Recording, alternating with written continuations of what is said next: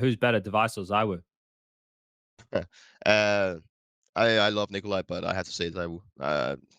I don't think I don't think there's a debate. I mean, yes, Nikolai won so many things together with us, and he's a really strong player and has been the top 3 player for multiple years. But I don't know, ZywOo is something different. Add some fun to your space with Xtrfy, designed in Sweden with focus on quality products built on experience. You're looking at Project 4, their 4th generation of products with super cool colorways to stand out, with matching sets to satisfy with a solid B4 bungee, lightweight ergonomic M4 mouse, the K4 keyboard is fantastic, all of which are performance focused, and finish it off with colorful GP4 mouse mats that are bold in design and smooth on the surface. The retro theme in particular has got the feels. Complete your setup with Xtrfy. No regrets, guaranteed.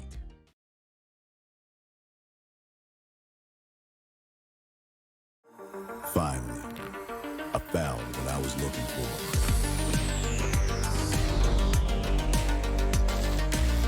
Now that my search is over, it's gonna be a tough choice.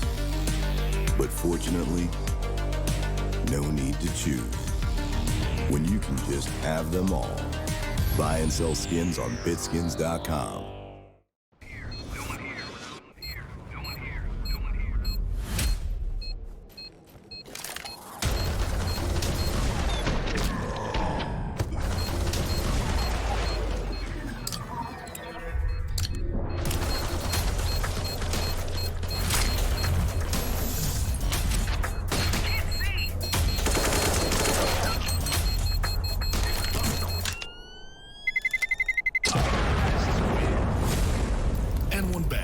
Your bet, your game.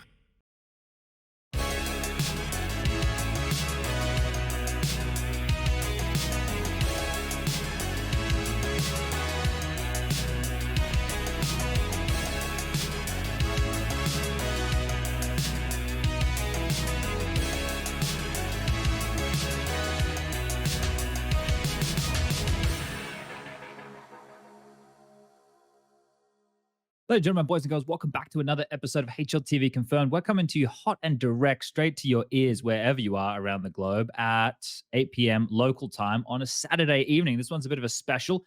Quick thanks to the sponsors, Bitskins. We've got N1 Bet, gamble responsibly, and of course, Xtrfy. Check them out if you need any peripherals. Now, we're going to get straight into things here this evening. I am joined by Prof as per usual. You're looking lovely in the, what would you call that color, Prof? I would call it maroon. Burgundy. Maybe that's the color. Yeah. A nice color. Do you feel it's one of your better colors? I honestly feel like it's kind of underrated. One of my most underrated colors, I'd say. Not really a go-to, but I was actually trying on a shirt of this color today, and I almost bought one, but I decided not to. So maybe in the future, if I find a few more, maybe some turtlenecks in this color, I feel like that would bang. Okay, a bit of a burgundy fan right there. Now, Striker, you're here along for the ride as well. Not a fan of burgundy this evening. What color would you call that? Is it a gray? Is it light blue? It's not light blue. It's like off-white, I guess. Off-white. The best one.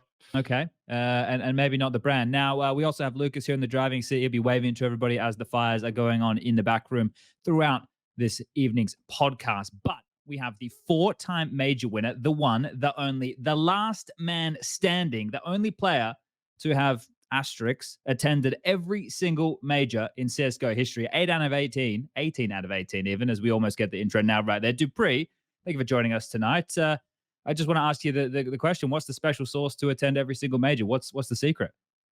I mean, I guess there's not like a big secret other than having like big dreams and consistency. I guess that's like the whole thing. But yeah, I mean, thanks for having me, guys. It's finally we managed to get it done, and I found some time for it in my schedule. So yeah, I'm still struggling with a cold from Malta, so maybe my voice is a little bit cracked. But I mean, I guess we'll handle it out. We picked a good night though, didn't we? It's a Saturday night. It's primetime viewing. So everybody Exactly. you know who's maybe feeling the lack of summer now and moving into fall, they're sitting on the couch with a cup of tea. Maybe they have a bit of a cough going as well. But look, let's get into the hot seat straight away because I'm sure we have lots of questions to ask you. Lucas, roll the bumper and let's get into it.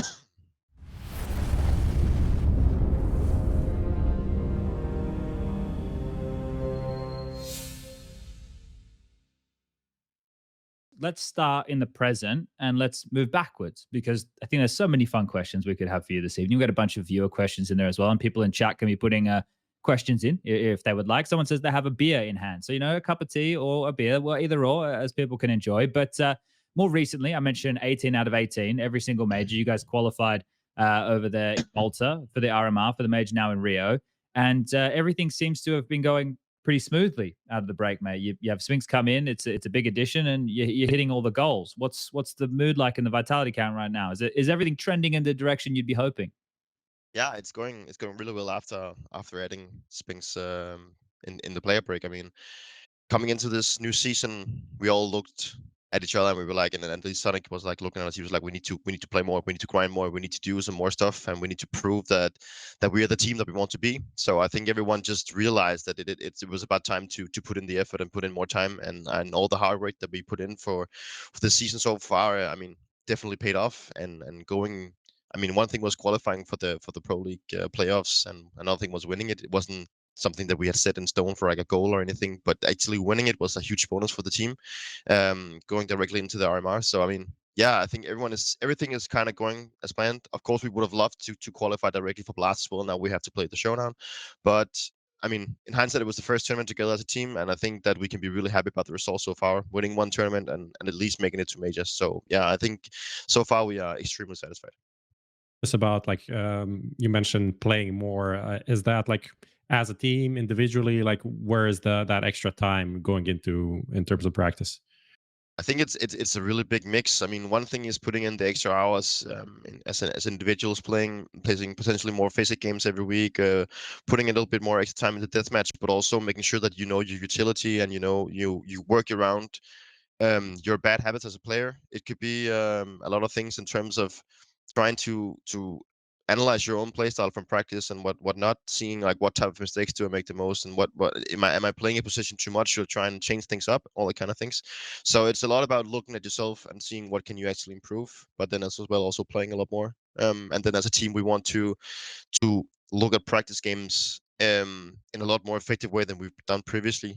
Really trying to evaluate like what have we been doing really well, what have we been doing really wrong, and just putting in the effort to actually fix mistake faster than we've done previously. And I think that is like the main approach that we have to the game right now.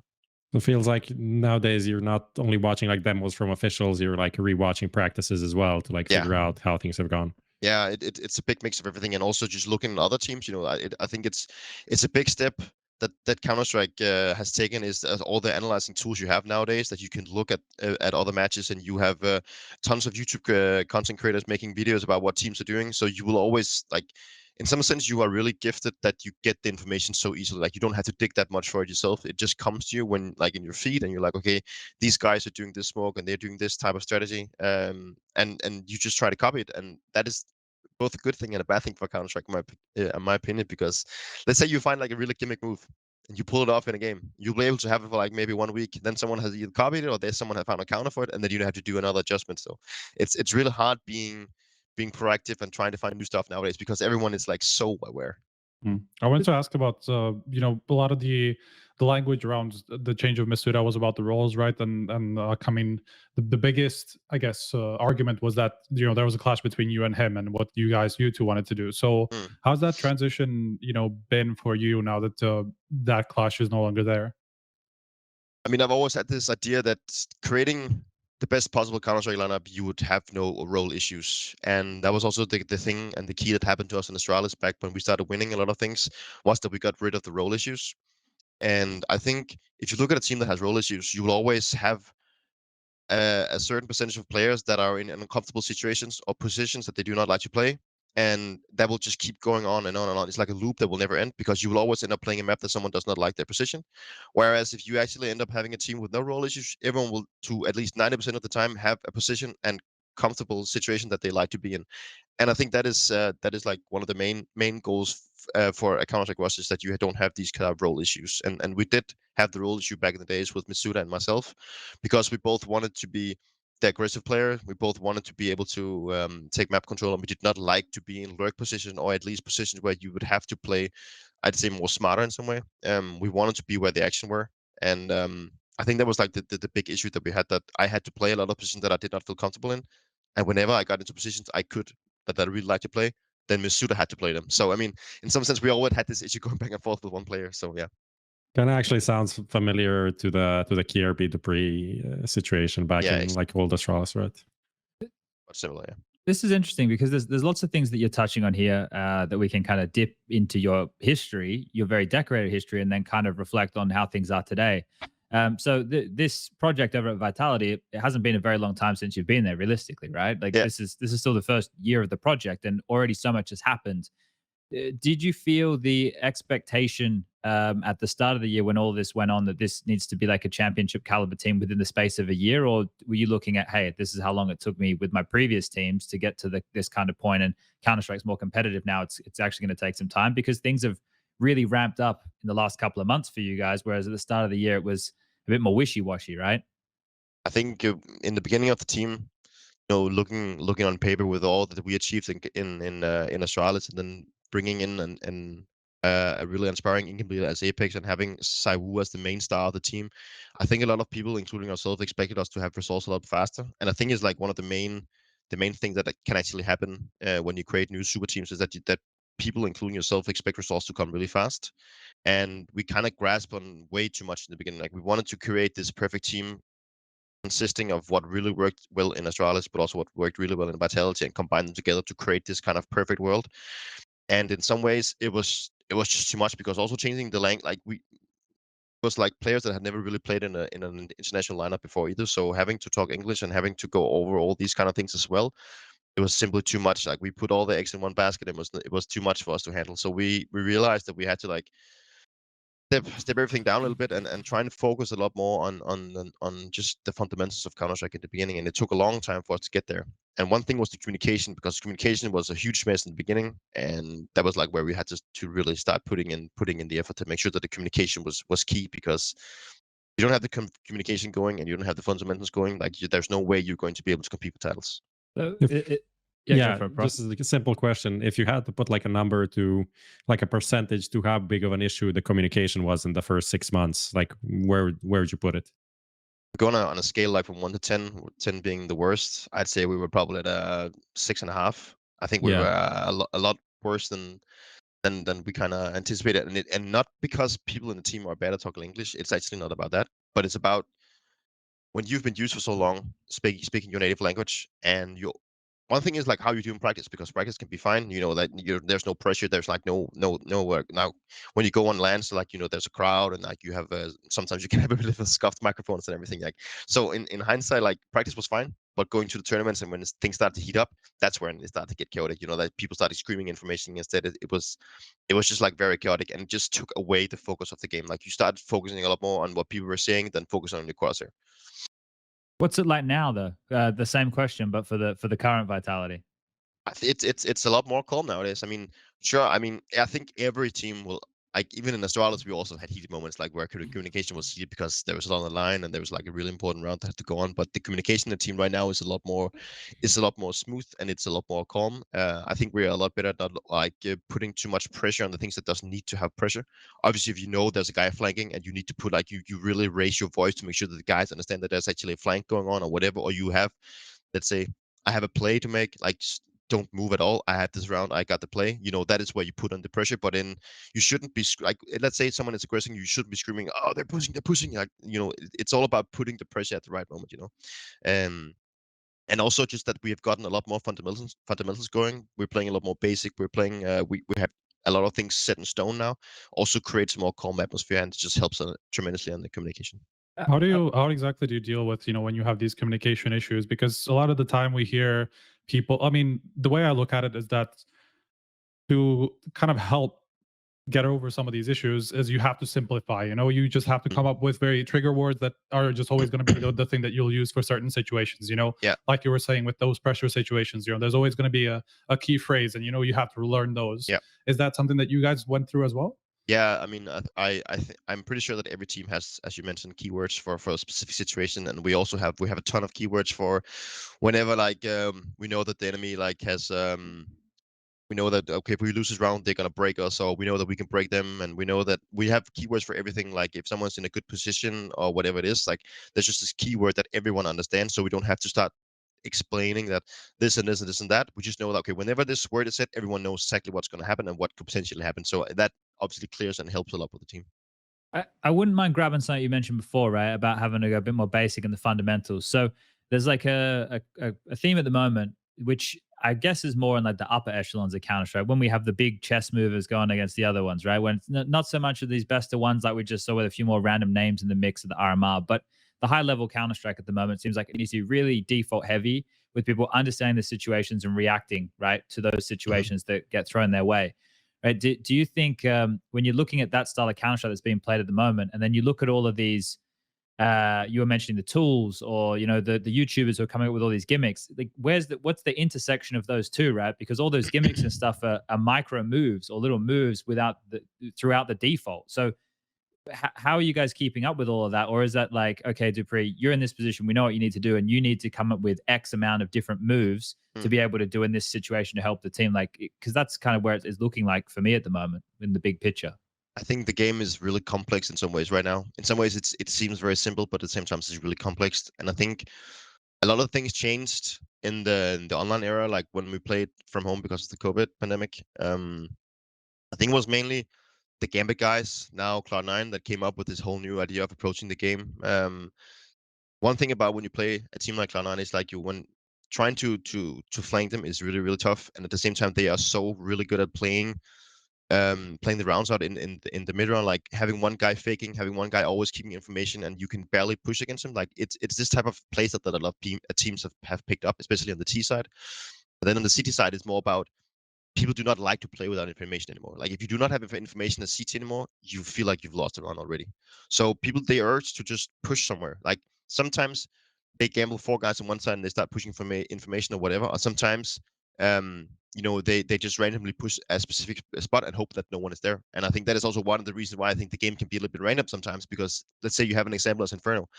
You have no information as CT, you don't have mid information, you don't have banana information, and your CT guy in apartments decides to push. If he pushes apartment and there's no one there, he's probably guaranteed that it's gonna be B.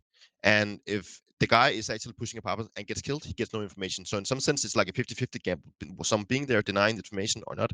And I think that is why it sometimes can be so random in Counter-Strike that wherever you decide to push, if there's not a guy there, your chances of winning the round is really big. But if you push and you get killed, you will most likely lose the round. That's my take, at least, on how all these that the meta informations right now is doing. And sure, you have some ideas how teams like to position themselves and how they want to play, so you will potentially be able to gamble for the bigger or like the better advantage. But I still think it's one of those things that can make Counter so complex that you need to rely on pushing for information. Otherwise, you're gonna lose, because people are so good at just either one denying information or just hitting the other bomb side as fast as you don't have time to react. I wanted to ask about, now that you're talking about Cloud9, how similar do you think they are in their approach to the game as Astralis were in their peak? I think it was a completely different. I think it's a completely different playstyle in my opinion. Because back then people didn't push as much for information, and for us, at least back then, we just played all the situation in terms of playing the right, like playing the advantage. We would always play the percentage, like, so that if the percentage in this round was going A, because that's the highest likely place that they will only be 2, so 3 guys, that's where we would hit. So we would always go for what we would call ABC CS. We would always just pick the one that was in the most in favor for us, and actually not making too many gambles. Whereas I think what Cloud9 is doing right now is sometimes a mix. They are really good at searching information when they have the advantage. They maybe have a 4v3 advantage. They have one guy executing on one bomb site, searching for information. If he gets killed or he gets traded, and he knows that someone is supported with a flash, he knows that there's going to be 2 people killing this guy, and then they know they have a 3-on-1 situation on the opposite side. And they're just so good at playing the rotations around, and I think that is what that really made them this special team, that they really succeeded in playing the rotation game in such a beautiful way as terrorists. All right, let's try and go back in and focus on the RMRs, right? Because we're talking about this high level Counter Strike now. At the RMRs, we start off with the best of ones. You guys took on Fantasy. You took care of business there. The big game on Dust 2. Okay, it's big on Dust 2. Then you take down Monty. You win against Mouse to qualify, and then you fall to Heroic in a long best of 3 where that was to help play for a legend spot. So you guys end up with a challenger spot. The major is in, I think it's like 16 days or something like this, right? Yep. But getting through this, knowing that you could be the last man standing, 18 out of 18, did that play into it at all for you? Is that something that you've been thinking about? I mean, I would be lying if I said no. So yes, for some matter, yes, it did. But at the same time, I just really wanted to just qualify and not put too much effort into it. But sure, it did cross my mind, especially when I heard that Shocks did not make it there, and I knew it was only Zipex left to actually make it together with me. And when I saw that they had to play without config, I was like, okay, this is probably there's a big chance that this might happen. And sure, for me, it's like this big individual achievement for me. But at the same time, it's also an achievement that I would have made without all of my teammates, the current ones and also my previous ones. So in some sense, I'm really happy. But at the same time, I also feel like I owe a lot of people some nice words. But yeah, it's kind of unreal because in some ways, looking at it from the outside, I think a lot of people seem to be praising it a lot more than I do myself, because making 18 out of 18 majors is really, really huge. But if I had to ask myself, in some sense, it's actually just what I kind of expected of myself. I've been playing the game for a long time, and every time going into the major, I just wanted to make sure that I was participating into it. So it wasn't really something that I tried to focus on. It's just always been my expectation that as long as I'm competing, I want to be able to compete at the highest level, and that means making it to all the majors. So yeah, I think it's a bigger achievement for a lot of people looking at it on the outside than it is to myself. But of course, I'm really proud of myself, and I'm really happy that I managed to do so. But in the big picture, it's all about just keeping the belief in that I'm supposed to be where the fun is.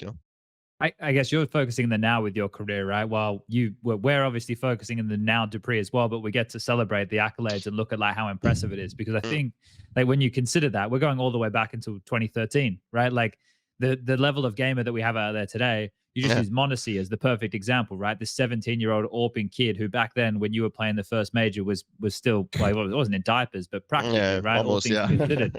So you've been playing at the top of this game for such a long period of time now, and consistently qualifying for like the World Cup of the game, right? I get how for you, you're just like, yeah, I just want to win another one, right? I just want to be back there. But like for us looking at, and especially, right, I've been on this journey and seeing and playing against you in the early days, and then see you go on to be in the best team of all time, and then go on now like this resurgence.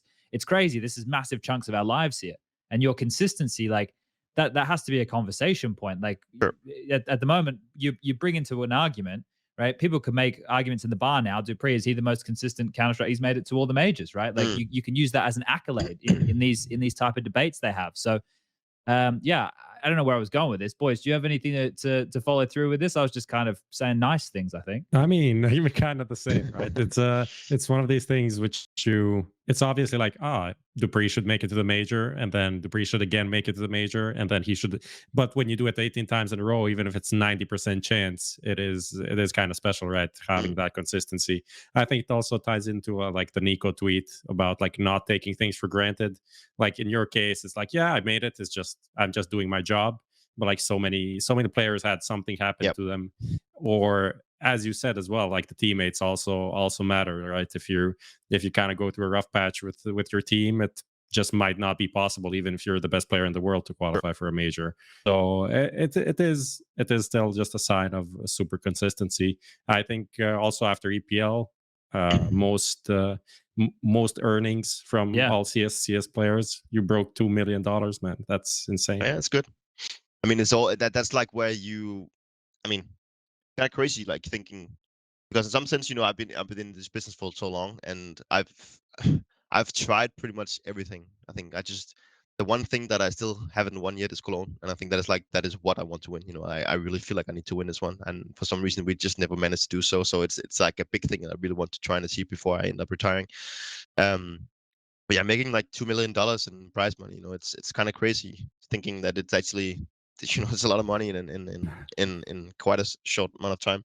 But yeah, everything just kind of melts together in some way. Like, one year just takes another. I mean, and I think for me, it's like thinking and going back from all these years, it's all about being really grateful and being really thankful for all the things that I've managed to achieve, and all the things that I've tried, because the player base and the amount of people out there that really want to, just break into the professional scene and just want to make a living out of this, that there's so many people that just wanted to try and be in our shoes just for a couple of days, and that is what I'm really trying to. I really try to be grateful for my position in both in life, but also in my career, that I've made it so far that I have. But I'm still trying to be humble and still work on myself, because I think that is probably also one of the key issues that we had in the end of Astralis. Like we fucking won everything in the end, man. We've done so much. Like, what is the next step? Like, we've always talked like, what do we want to achieve? What is the big thing that we want to achieve? In the end, we were just thinking, like, we've pretty much won everything, you know. And like, what is the next step?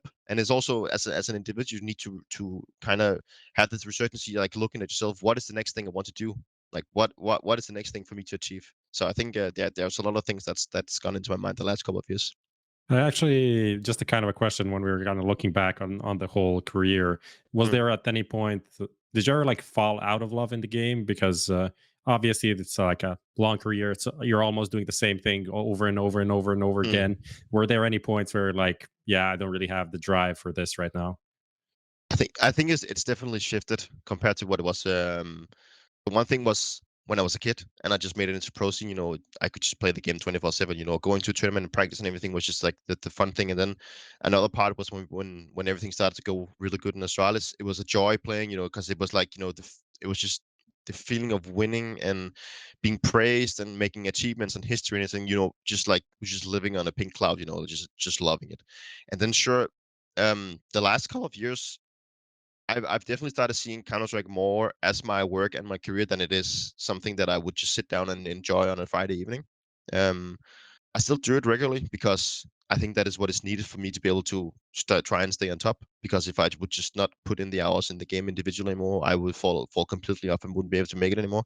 But there's definitely another approach to the game now than there was maybe 5-6 years ago. I'm more in a place now where I'm trying to always work on myself, because I know that is what is needed. Because looking at all the new talents and all the new players coming in, you know, they are at the situation that I was in maybe 6-5 years ago, and they are playing so much Counter-Strike, and you know, they're just grinding the hell out of the game because they want to make the top, and you know. So if you want to be able to, one thing is having your experience that I have throughout all year, but you also need to have the mechanical skills to be able to stay on top. So yeah, it's definitely different from what I was playing years, but I'm still loving the game. I'm still loving the atmosphere, loving my teammates and everything. So I still have this love for the game, but it's in a different way. No. I was wondering that I kind of wanted to tie this in the discussion with the top 20, and of course, I mean, there's this whole storyline that nobody has made it into the top 20 past the age of 28. The only two players who have done it at the age of 28 is Arneo and Forrest. Obviously, you're in that bracket at the moment, and as much as you know, I hate to say it, at the moment, I would say it's probably not looking likely for this year. But you definitely looked like in really good shape towards the beginning of the year. So, do you feel like some of this inconsistency, you know, that you had this year was just the result of kind of like where the team was at that point in time, you know, with all these issues with you know, trying to even find how you're supposed to play and the communication side? Yeah, I mean, it's a really good question. I mean, I don't think it's not a lie that I've not been satisfied with my own performance the last month or two. I mean, and I'm not really sure like what the reason behind it is. I'm not really if it's a mental thing or it's a thing that yeah, if things has changed or anything, or getting back to habits of my old role, like having to play really aggressive. And then, you know, for the first half of the year, I played like a combination of things. Like it's really about getting back into habits, and also in some sense accepting that it's not as easy as it was back in the days. I mean, everyone has really become a lot better at the game as well, and you don't punish people the same way you did back in the days. But I'm really working hard to like to find that groove back again, but that it's kind of a weird feeling, because you know something is right, you know, because we're winning and stuff like that. So we won a tournament and something must have been going right. So I just feel like I just need to find my groove, and I guess it's just like a slump, like everyone has tried. You know, I've tried being in a slump before. It's all about the first step is just that you need to accept that you're in a slump, and the one thing that you can that the most common mistake, I guess, when you're in a slump is that you just keep focusing too much on when is it going to change. Because if you keep thinking about when it's going to change, you just going to keep chasing that dream of when it's going to change, and it's just not going to happen. You know, you just need to let go of it and just keep playing and playing, and eventually it will just turn around. And that's kind of what I'm waiting for right now. I think I have decent games and decent rounds, but I'm just very inconsistent right now, and I'm seem to be to have an issue maybe expecting too much of my opponents sometimes. Actually, it's like expecting that my opponents know every single move, I know every single decision that they do, that I make, that they know the right play against me all the time. And you know, when you start having those thoughts in your mind, you start overcomplicating things for yourself, you know. So sometimes it's also just like feeling the game and actually just getting in the groove. So yeah, that's what I'm working at right now. But I mean, like breaking into the top 20, sure, this year probably not gonna make it unless I'm just starting popping hits from now on. But I still think it's still something that I would love to try and achieve. But it's not like a goal that I feel like is necessary for me. But I mean, it would be cool to have it. Yeah. I mean, look, if there's like a major MVP and a couple of really good tournaments at the end, I don't look, you could definitely make the turnaround. It could happen. So who knows at the so moment? we'll see. We'll see what happens. I wanted to ask this question, right? Because we already are in October, middle of October. The major's pretty soon. Does it feel like we're already so deep in the season? Because after the major's over, we don't have that many tournaments, right? We've got like Blast World Final, Blast World Final, and then that's it. It's no. Yeah. Yeah, that's pretty much it. Oh, that's Elisa Espo Masters, as well, yeah, which is going to be an okay tournament, but definitely not going to have top 5 teams, I don't think. Does it Yeah, feel like we doesn't just look got back for the break, or does it feel like we're deep in the season? I don't know. I mean, the first 2 months has been really hectic. I think, at least for our team, we've been playing a lot. Not only like tournaments, but we're also putting in the hours as a team. And I'm not gonna lie, like going into the playoffs of EPL and then having 1 day off and directly into the RMR was really tough mentally. I mean, it was so weird playing that best of 5 and then winning it, going to bed and then waking up the next day and you just see like a ton of other gamers from participating in another tournament. You know, they changed the whole atmosphere of the whole chill. Before it was Pro League, now it's the IEM. I was like, okay, what just happened in 12 hours?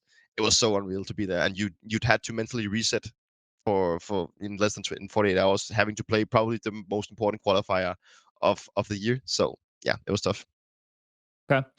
This is one I'm curious about. Do you ever think, oh fuck, I wish me and the boys over at Astralis had a chance to defend our throne? Like, do you ever wish that happened, or do you think like it all happened for a reason and it was a chance for you to kind of, well, it was a lengthy operation before you made your way into Vitality, but did you feel like, oh, that was for the good, or does it ever feel like, oh, I wish we had another crack at trying to win another major with the legendary 5? I would have been amazing to try and have that, but things wasn't going the way we wanted, and I mean, all good things comes to an end, sadly. So yes, I would have loved to try and give it another go, but it wasn't meant to be. And at that point where everything just started to get messy, I think it was more important for us that we needed to look somewhere else and we needed to try something else. And also that's also one of the main reasons why I decided to give it a shot at going to another organization with Sonic and Magisk. That I don't know, we kind of need a new start, I guess. You made the right call, mate. It's fucked over there right now. Yeah, I mean, like, it's really tough, you know. It's really tough looking at the stars, like how the results have been hitting you, because in some sense, you know, on a professional level, you know, they're my what do you say, like my, not my kryptonite, what is it called, like the my enemies, I guess I could say. And you know, I want them to, you know, not win. It kind of makes sense, you know, you want to win yourself. But on a personal level, looking at the organization and looking at the players, it was really tough seeing how things started to you know, get messy, and also that they didn't qualify for Rio. I remember that we looked at the last round in the practice room, me, Sonic, and Magisk, and we were looking at the game, and in some sense, I think they were just about to lose, and I just remember that my heart just started pounding, and I was like, this is really weird, because, you know, in some sense I don't have any ties to the organization anymore, but in some sense I still had like this personal connection to the organization and everything, and all the memories and all that kind of stuff, and I just know how heartbreaking it is. I'm okay. I don't know how it feels. I never did it actually, but the only one to not. No, you know what I mean. You know what I mean. No, but I could imagine how it feels, right? And that was just really tough looking at, because, I mean, I think one part of me will always have something special for Astralis. I don't think that I will ever be able to get rid of that, because we've achieved so many things together with those guys, and it was just really tough seeing them not making it in some sense. So yeah, it's definitely been a bumpy ride for those guys, and it's really sad to see. Yeah, it's a weird one when we look over there. Like, we were talking about it last week, and I think I uttered the sentence that was probably the best thing that could have happened to the team. So now at least they could rebuild. But you know, on that personal level, I'm sure that's a hard one, especially for Glaive and Zip there. That's going to be a tough. Well, you know, it's not that they'll be sitting out; they're probably rebuilding, but it's going to be a tough couple of months to sit and watch while everybody's there in Brazil. Now, boys, I wanted to, I mean, in. while we were on the topic of Astralis, I mean, we might as well jump into this, because obviously, you know, it's kind of like more of a free-flowing show at this point, it feels like. You know, it was hard not to think about what is going on in Astralis when you were talking about how it's important not to have role issues in the team, and try and do your best to avoid that. obviously that was a big storyline with Astralis this entire year, with obviously, the team looking a little bit disconnected around Blame F, and ZipX, having to make all these changes basically to accommodate him and all this stuff. Do you view it that way, that's kind of like why the team hasn't been working out? What do you think about why they've never really been able to be like a deep, consistent team? I think there's a lot of things going on within the team. One thing, yes, is being the roles. Having two very passive players in Blame and Zip, having to kind of battle out who's like going to be the most passive one. I think that is like one thing, and you were relying on. I mean, you had Config being the really aggressive one, and then you'd probably have Glaive supporting the aggressiveness. But then you also had the issue with the AWP role, and it's also been an issue for the team for a long time. And I think there's just like this this aura around the AWP position in Astralis. Like I think, without actually knowing, I just had this thought that when you bring in a new AWPer and then they know they have to like compete with the likes of all those good AWPers out there, and they want to fill out the shoes that Device said, I mean, it's got to do something to your mind in some sense. Yeah. Maybe in the beginning it's working out for but when you start getting, when people start pounding you on the internet and all that kind of stuff, you really need to have like a really strong mental fortitude to be able to just not focus on it. And I think it's just really weird because their CT side has been really solid, and I'm pretty sure that Blame is probably considered one of the top 3 players in the world playing CT. I mean, like, this guy always gets double kills, But it's more like the T side that has been the issue for them, like not having they're not having enough aggressiveness and then once enough going into the deep into the rounds. And I think that is one thing. And another thing, obviously, is also the organizations in terms of like the reputation that the organization has, like being the greatest of all time, and they've achieved so many things. It's also hard for the team knowing that we were once this good and we once were the ones that everyone was talking about, and now everyone is talking about us again, but it's in the completely different way. They're talking about that we are not doing things right and the management is not doing things right and blah blah blah. There's like so many things going on, and I think it's also really tough for the players having to read about and knowing about that people think that there's so many issues within the team. So I think it's very mixed.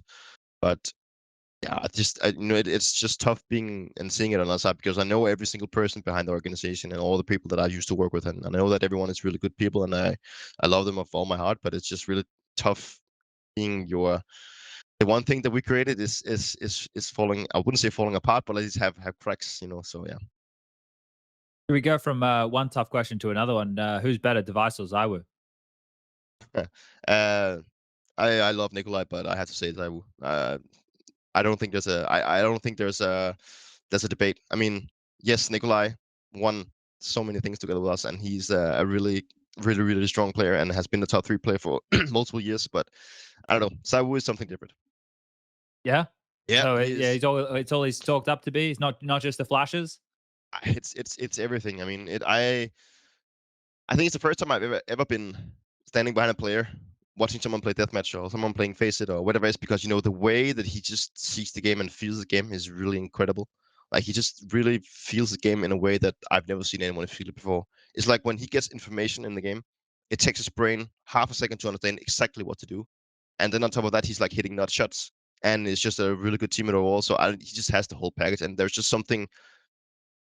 It's kind of weird praising him so much, but I mean, like, sure, he's also my teammate, but at the same time, he is just so good at the game that, yeah, I don't know. It baffles me sometimes. Does it make you self-conscious seeing him play? I'm just how is he so good? It's just so smooth, and I'm just happy that he's on my team. Let me just put it like that. Yeah. All right. So we've covered off a lot of things here already, and we've kind of been a bit all over the place, which I think is good, because I want to kind of dip in and out of a lot of the stuff that you've spoken about, but we'll try and stay on tracks somewhat. So we've covered off qualifying for the major. We've spoken about, there was actually one more thing, while we were talking about the qualification for the major. Obviously, you guys lost that kind of decider against Heroic. So going a little bit more specifically, was a really weird game. It was like 2 really one-sided maps that you lost, and just it seemed like you just didn't really enter the server for most of it. So what happened there? I mean, it's obviously an important series, that you just didn't turn up for. Sure, it was really important that I guess every team wanted to go as legends, but I think the main goal was going to the major, and going to the major as a legend would just be a bonus from there on. But we just simply ran out of steam. Like we didn't have any more energy. Like we really tried, and after like having such a close Inferno game and winning that one out, I just don't think we had any more to give. We really tried, and we could just feel that everyone was feeling a little bit off. And I think it was just really tough mentally in some way that you qualified for the major and then having to play potentially 2 more best of 3 to actually make it to Legends. We were like, holy shit, this is going to be a long day. And I think already at that point that was really tough for us, even though that we had a really good talk about how we wanted to approach the game and we're going to do our best and everything. Didn't have any more energy, and I think that's like the simple answer. Is it actually mentally different? Once you've already passed that, like the main points, and this is just like a decider for the next stage. Does it actually make a mental difference in like how you approach it? For me, the RMRs, they're only about mental fortitude. They're about mental fortitude. They're about believing that you will make it and trying to be vocal and to put your fears about not making it. And that is, I'm 99.9% sure that that's the reason why some of the teams they don't make it. It's because they are afraid of losing. But I mean more like the difference between, once you've already made it, how different is it then, to have to play those? I mean, you touched on it a little bit, to play decider games essentially. Sure. Once the biggest part of the relief is already there, you've made it through, and that's the important part, but now we still have this obvious, really like basically like these 2 games. You have to win 3 more series or 3 more games, to make it to the legend stage. So it would have been a lot easier if you just won that, right? For sure. I mean, it for us, it was just like, okay, we made it. That's the one thing that we came here for. We made it, and then knowing that we had to play 2 more games was really tough for us. So yeah, it was that was all that meant something. Like I wouldn't say it wasn't all that meant something to us, but that was like the big thing we had to achieve, and we managed to do so. And from there on, it was just a bonus. Okay. That we did manage to get. But what do you feel, right? So you qualify for the challenge stage and not the legend stage. So now you potentially play another 5 more series, right, with some best of 1s or best of 3s, or you win 3 consecutive series and you're through. Like, I know there's multiple trains of thought, but where do you, someone who's well, the vet, right, the one who's been through all of these, where do you land on this, right? You're going to get there, you get to play in the same environment in the challenger stage, the legend stage. It's going to have a crowd. You want to be there for more games? Do you think it's better for you to warm into the tournament? Do you think it's better to avoid the risk and be straight into the legend stage? Like, or do you really not care? You're like, well, fuck it, we just have to play. I mean, I think there's pros and cons to both situations. Going there for the challenger will give us, it will give us more. It's also a little bit interesting because it's kind of another format that we're going to play all games in the arena. So in that sense, it's also going to be interesting that we actually start out playing in front of the crowd and everything. So we will definitely have some kind of advantage for the teams coming only for Legends that they have not prepared in the same way. But at the same time, if you make it to Legends, you will have more time to restitute, and you'll have more time to prepare, and you don't have to play as many games. So in some sense, you kind of lose the time to recuperate for the games, but you will also gain momentum potentially that you've already played in the arena. So I think there's pros and cons for both situations. And I've tried being on both sides. I have played a game against a team that has already played on stage and playing against a team that has already been on stage, and you would end up losing because you are not ready, and they have already played on that setup and they're used to the environment and everything. But I've also tried to be on the other side, knocking people out that just made it to Legends. So I'm in some sense, it's for me it really doesn't matter. Like I think there's good and bad things to both approaches.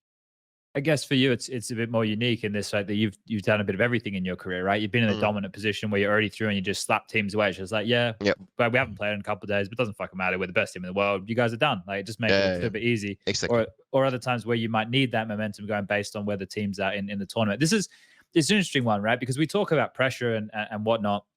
It's something you just mentioned before when you were talking about the teams of the RMRs, and you said that some teams are scared of losing. That's why you feel that they didn't make it. Is that what you feel with the G2? Maybe less of an Astralis because of a stand-in situation, but with G2, you feel that's the case. They were scared to lose as opposed to hungry to win. I think obviously it's dangerous to make up conclusions about the other teams, but looking at my own career, my own situation that I've been in, I believe that the new system with the RMR and everything is a lot more about mental than it's been before, especially now that a lot of new players and everything is coming into, like they have everything to win. A lot of the teams that we played was maybe teams that was made of a mixed team from FPL and whatnot, that making it here and playing on the big stage for their first time. They are just everyone kind of expects them to lose in some way. You know, like if they make an upset, you know, that's cool, and that's really good for them. But for the stable teams like us and G2 and blah blah blah, all the other good teams, you know, if we fail to qualify, you know, that's like a big loss, not only for the players, but it's a big loss for the organization, and everyone's gonna be like kind of laughing at you, and like so for all the big teams out there, there's only one thing, that is to qualify. Like we cannot gain anything else. Like we have everything. We have everything to lose in those type of situations, and that is where if you are not vocal about your fear, hell, I was like I've always been like I'm pretty good at putting words onto my fear. Like before going into games, like holy damn, I'm actually nervous about this game. Oh my god, I'm feeling this one is gonna be really tough, you know, or all that kind of stuff. You know, like that fear is something that everyone has, even the most experienced players. I mean, you could say in some sense that I'm probably the most experienced Counter player, blah blah blah, because all the majors and everything. But you know, I also can get struck by fear, like fear of failing. You know, I get that. I guess that's like the one thing that all human beings have, and I think it's really important that you put some effort into expressing yourself in that sense, because otherwise it's just gonna get worse. So I strongly believe internalize it. Yeah, exactly. But I strongly believe that, and that is also for us why it was such a relief in some ways, like qualifying for the major was like, oh, now we can kind of relax in some ways. You know, we've actually made it there. Now no one can laugh at us. Yeah, okay, someone can laugh at us for not making legends, but you know that's like how it is. But yeah, I think that is one of the key issues, not issues, but one of the key things for RMRs, that you just it's just tougher mentally than any other tournament. I don't know how to explain it, but it is just what it is. Like it's the biggest tournament of the year. Everyone wants to be there. Everyone wants to make a presence there. So yeah. There's obviously more on this. Well, I don't know if there's obviously there's a lot more on the line, because it's for the teams who maybe aren't part of the bigger names. It's life-changing money for them in stickers, assuming the stickers come through at normal, right? That's life-changing opportunity for some of these teams, like you see with Bad News Eagle, and you see that represented in the emotions as well. Whereas for you guys, like, yeah, as you're saying, yeah, there's you got to qualify because that's the job, right? That's what's expected of you. Whereas these guys, that's not the case. We do have conversations on the desk and about versus some of these lower names, and especially some of them that are the more pug teams, right? Like Fantasy is a good example. When you go up against names like this, from your perspective, is it better to prepare and just be like, okay, we'll just play a very standard game of CS. Let's say you're starting on CT side, and we'll just respond, right? We won't be setting the tone. Or do you feel it's like, oh, we should set the tone, we should be the ones aggressing, taking these fights, taking the map control? Or is that on a team by team basis? Like, is there like a consensus on how to approach a bit more of these like random bogey teams? I think it's playing the aggressive card is probably the best way you can start out those games, because you want to be able to you want them to be scared of you and not the other way around. Because if you lose pistol round and you lose the first battle round and you're down 5-0, you have a tendency to play a little bit more safe, because you're like, okay, now we kind of have the back against the wall, like we need to play more safe. If you could actually start out the game by you like taking initiative, going out there, getting the first kills and all that kind of stuff, you will force them to make decisions instead of you. And in that sense, it will create a lot less pressure for you, because if you play against a puggy team and you get a lot of first kills, you will force them to making more individual random plays in terms where you are more prepared. Whereas if, let's say, you play against a pocket team and they keep getting the interfrags, they are the ones that are going to try and take a space. Then someone is, because they know they have the gaps, they are going to try and sneak out through smokes. They are going to try and create, plays where they are alone, and they know they can do that because they have the space. And if you deny them that type of space early in the game, you will have a lot bigger chance of beating it, because you will end up punishing their plays, and they will start considering a lot more. And that is when you start like being in the heads of players that usually are just playing kind of random-ish. That is why they will start thinking a lot more about their play, and that is why they will start playing worse. I guess that's how it is in Counter. Like if you think too much about your play, you will actually start playing worse. So I think that's like one of the approaches you could have in a game where you are by clear the big favorite. Does that play in, like, so the opposite of that, when you're versing teams that you verse, like, or players that you know very well, does the opposite, like, then you're overthinking situations when you're like, oh, this guy traditionally likes to sit the diffuse, this guy doesn't fake as much, like on that top level, how much does that play in? Because against these random guys, it's anything's fucking possible, but against the top guys, you kind of have a much better understanding of the moves and the way they approach the game. So how does that play in at the highest level? I think going up against specific teams, I'm pretty sure that let's say that you have an idea how different teams play. A team like FaZe, they are maybe very oriented about taking duels, and like they know and they think themselves that they are better than everyone else. That is why they take those duels. They want to win on raw firepower and just being better as individuals. Whereas maybe a team like Cloud9 is relying a lot more. Sure, they are really good as individuals, but they are also really good at playing the game and playing the rotations and all that kind of thing. So you kind of have an idea how the team likes to approach. And instead of having to rely too much on countering every single individual player in the team, you would probably be more focused around maybe countering or working towards their specific playstyle. I remember like the old SK team, the Fallen and everything, like they were playing so slow that you would potentially just save nades for the last 30 seconds. You would automatically kind of win the rounds because they were playing so structured and they were playing so much together that you would just have to save your grenades. And I think that is, I'm pretty sure that every team has that. One team, like people probably consider playing against Vitality. They know, okay, if we just save nades for the first 30 rounds and then we regress, then maybe we can win. They probably have a game plan that counters how we want to play as a team, and that is kind of the mind game going on right now in the professional scene, I believe. Okay. Boys, where do we want to pivot with this here? Because, Prof, what you've got up for me, we can talk more about Vitality in this year, right? We get a bit more in the nitty and the gritty with Spinx. I guess we'll talk about Rio towards the tail end, and we also wanted to pick Dupreeh's brain about Counter-Strike now versus Counter-Strike maybe then. Talk a bit about Vitality, the rest of the teammates. Maybe Spinx, you mentioned Spinx, probably a player to mention, and we talk about the teammates, the new and the old. Okay, so with that. I guess we can start with the Spinx edition, right? So we know that this move has come through. It seems like did it feel like, well, I don't know if this even felt like it was possible. Was it like, hey, let's make an offer and see what happens? I think we just really needed to find a player that wanted to play this type of lurking and more like I wouldn't say anchoring, but more like the lurking role, and really good at playing on the side of the maps. At the same time, getting a guy that is really talented in terms of both his age, but also his approach in the game, and like his time in ends was really good. He was also a really good rifler. So we kind of needed this. We just needed more firepower, and we needed this type of role. And I think he was fitting that role pretty well. Obviously, I was not like the one making the calls. It was more like the management of the team, like the coaches and everyone, and the in-game lead trying to find the right addition to the team. But bringing him into the team has definitely helped us a lot, not only in firepower, but also in terms of like communication and taking initiative. And I don't know, Spinx is just this. He's so easy to be around. Like he kind of reminds me a little bit like Zipex, like this really easy guy to be around. He's always like positive around your plays. If you want to do this and that, he's always like, yeah, sure, go for it. Like he's not the one that's gonna be like, no, this is probably stupid to do or whatever. Like this, he's always like trying to be positive, and that's just really good for the team. Like he's just a really good teammate, and he's a really great player to the team. So it's only been a joy playing with him so far. So it just definitely helped us tremendously. I find it kind of almost shocking how well he fit into the team, especially into these like late round scenarios. Like even at the first event, like the blast groups that you played, I felt like him and ZywOo in a 2v2, or him and anyone in a 2v2, like they were winning it 90% of the time. Like how did that happen? How did he gel so fast with the team? I think he's just really confident in his own abilities, and he is the second star of the team together with ZywOo. They are the ones that are set up to win the rounds and set up to make the plays and everything. Where the rest of us is either more supporting or at least trying to create the space for them to win out the rounds. And I think he just fits really good. I mean, the synergy between the ZywOo and Spinx is also really good. So in that sense, it also helps a lot. But I think he's just really confident in his own abilities, and I think that is what helping him a lot. Like he believes that he's doing the right thing, and sometimes it just comes natural to him, and that is what is really good about Counter-Strike players, is that if it comes natural to them, just like with ZywOo, that kind of is normally like 90% of the time it's probably the right gut feeling they go with. So he's really talented.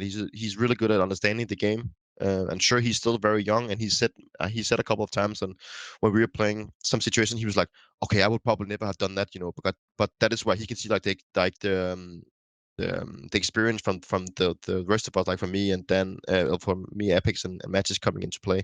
But he's like, he learned something from us, but at the same time we also learned something from him, because he has a different approach to the game, because he's like the young generation and everything. So it's really good that we can take and learn something from each other.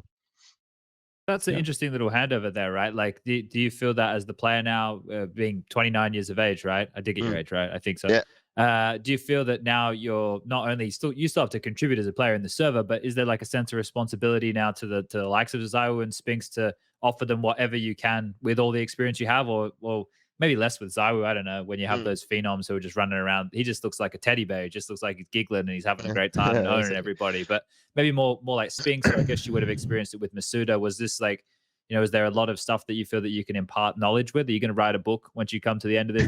Zonic can have some Counter-Strike bestsellers, or how do you look at that role? I'm probably not going to do a book. I'm too lazy for that. But I mean, one thing is with ZywOo, I mean, he is so good at the game, and even though he makes mistake and he makes questionable plays, it always seems to work for him.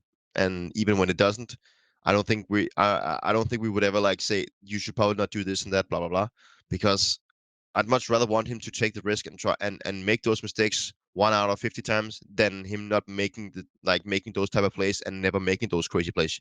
It's kind of a balance you need to like. He's so good and winning so many crazy situations that when he also messes up a situation, it's like just nice try. That's just what it is, Like I'd much rather want him to go out there and be the one that he is right now.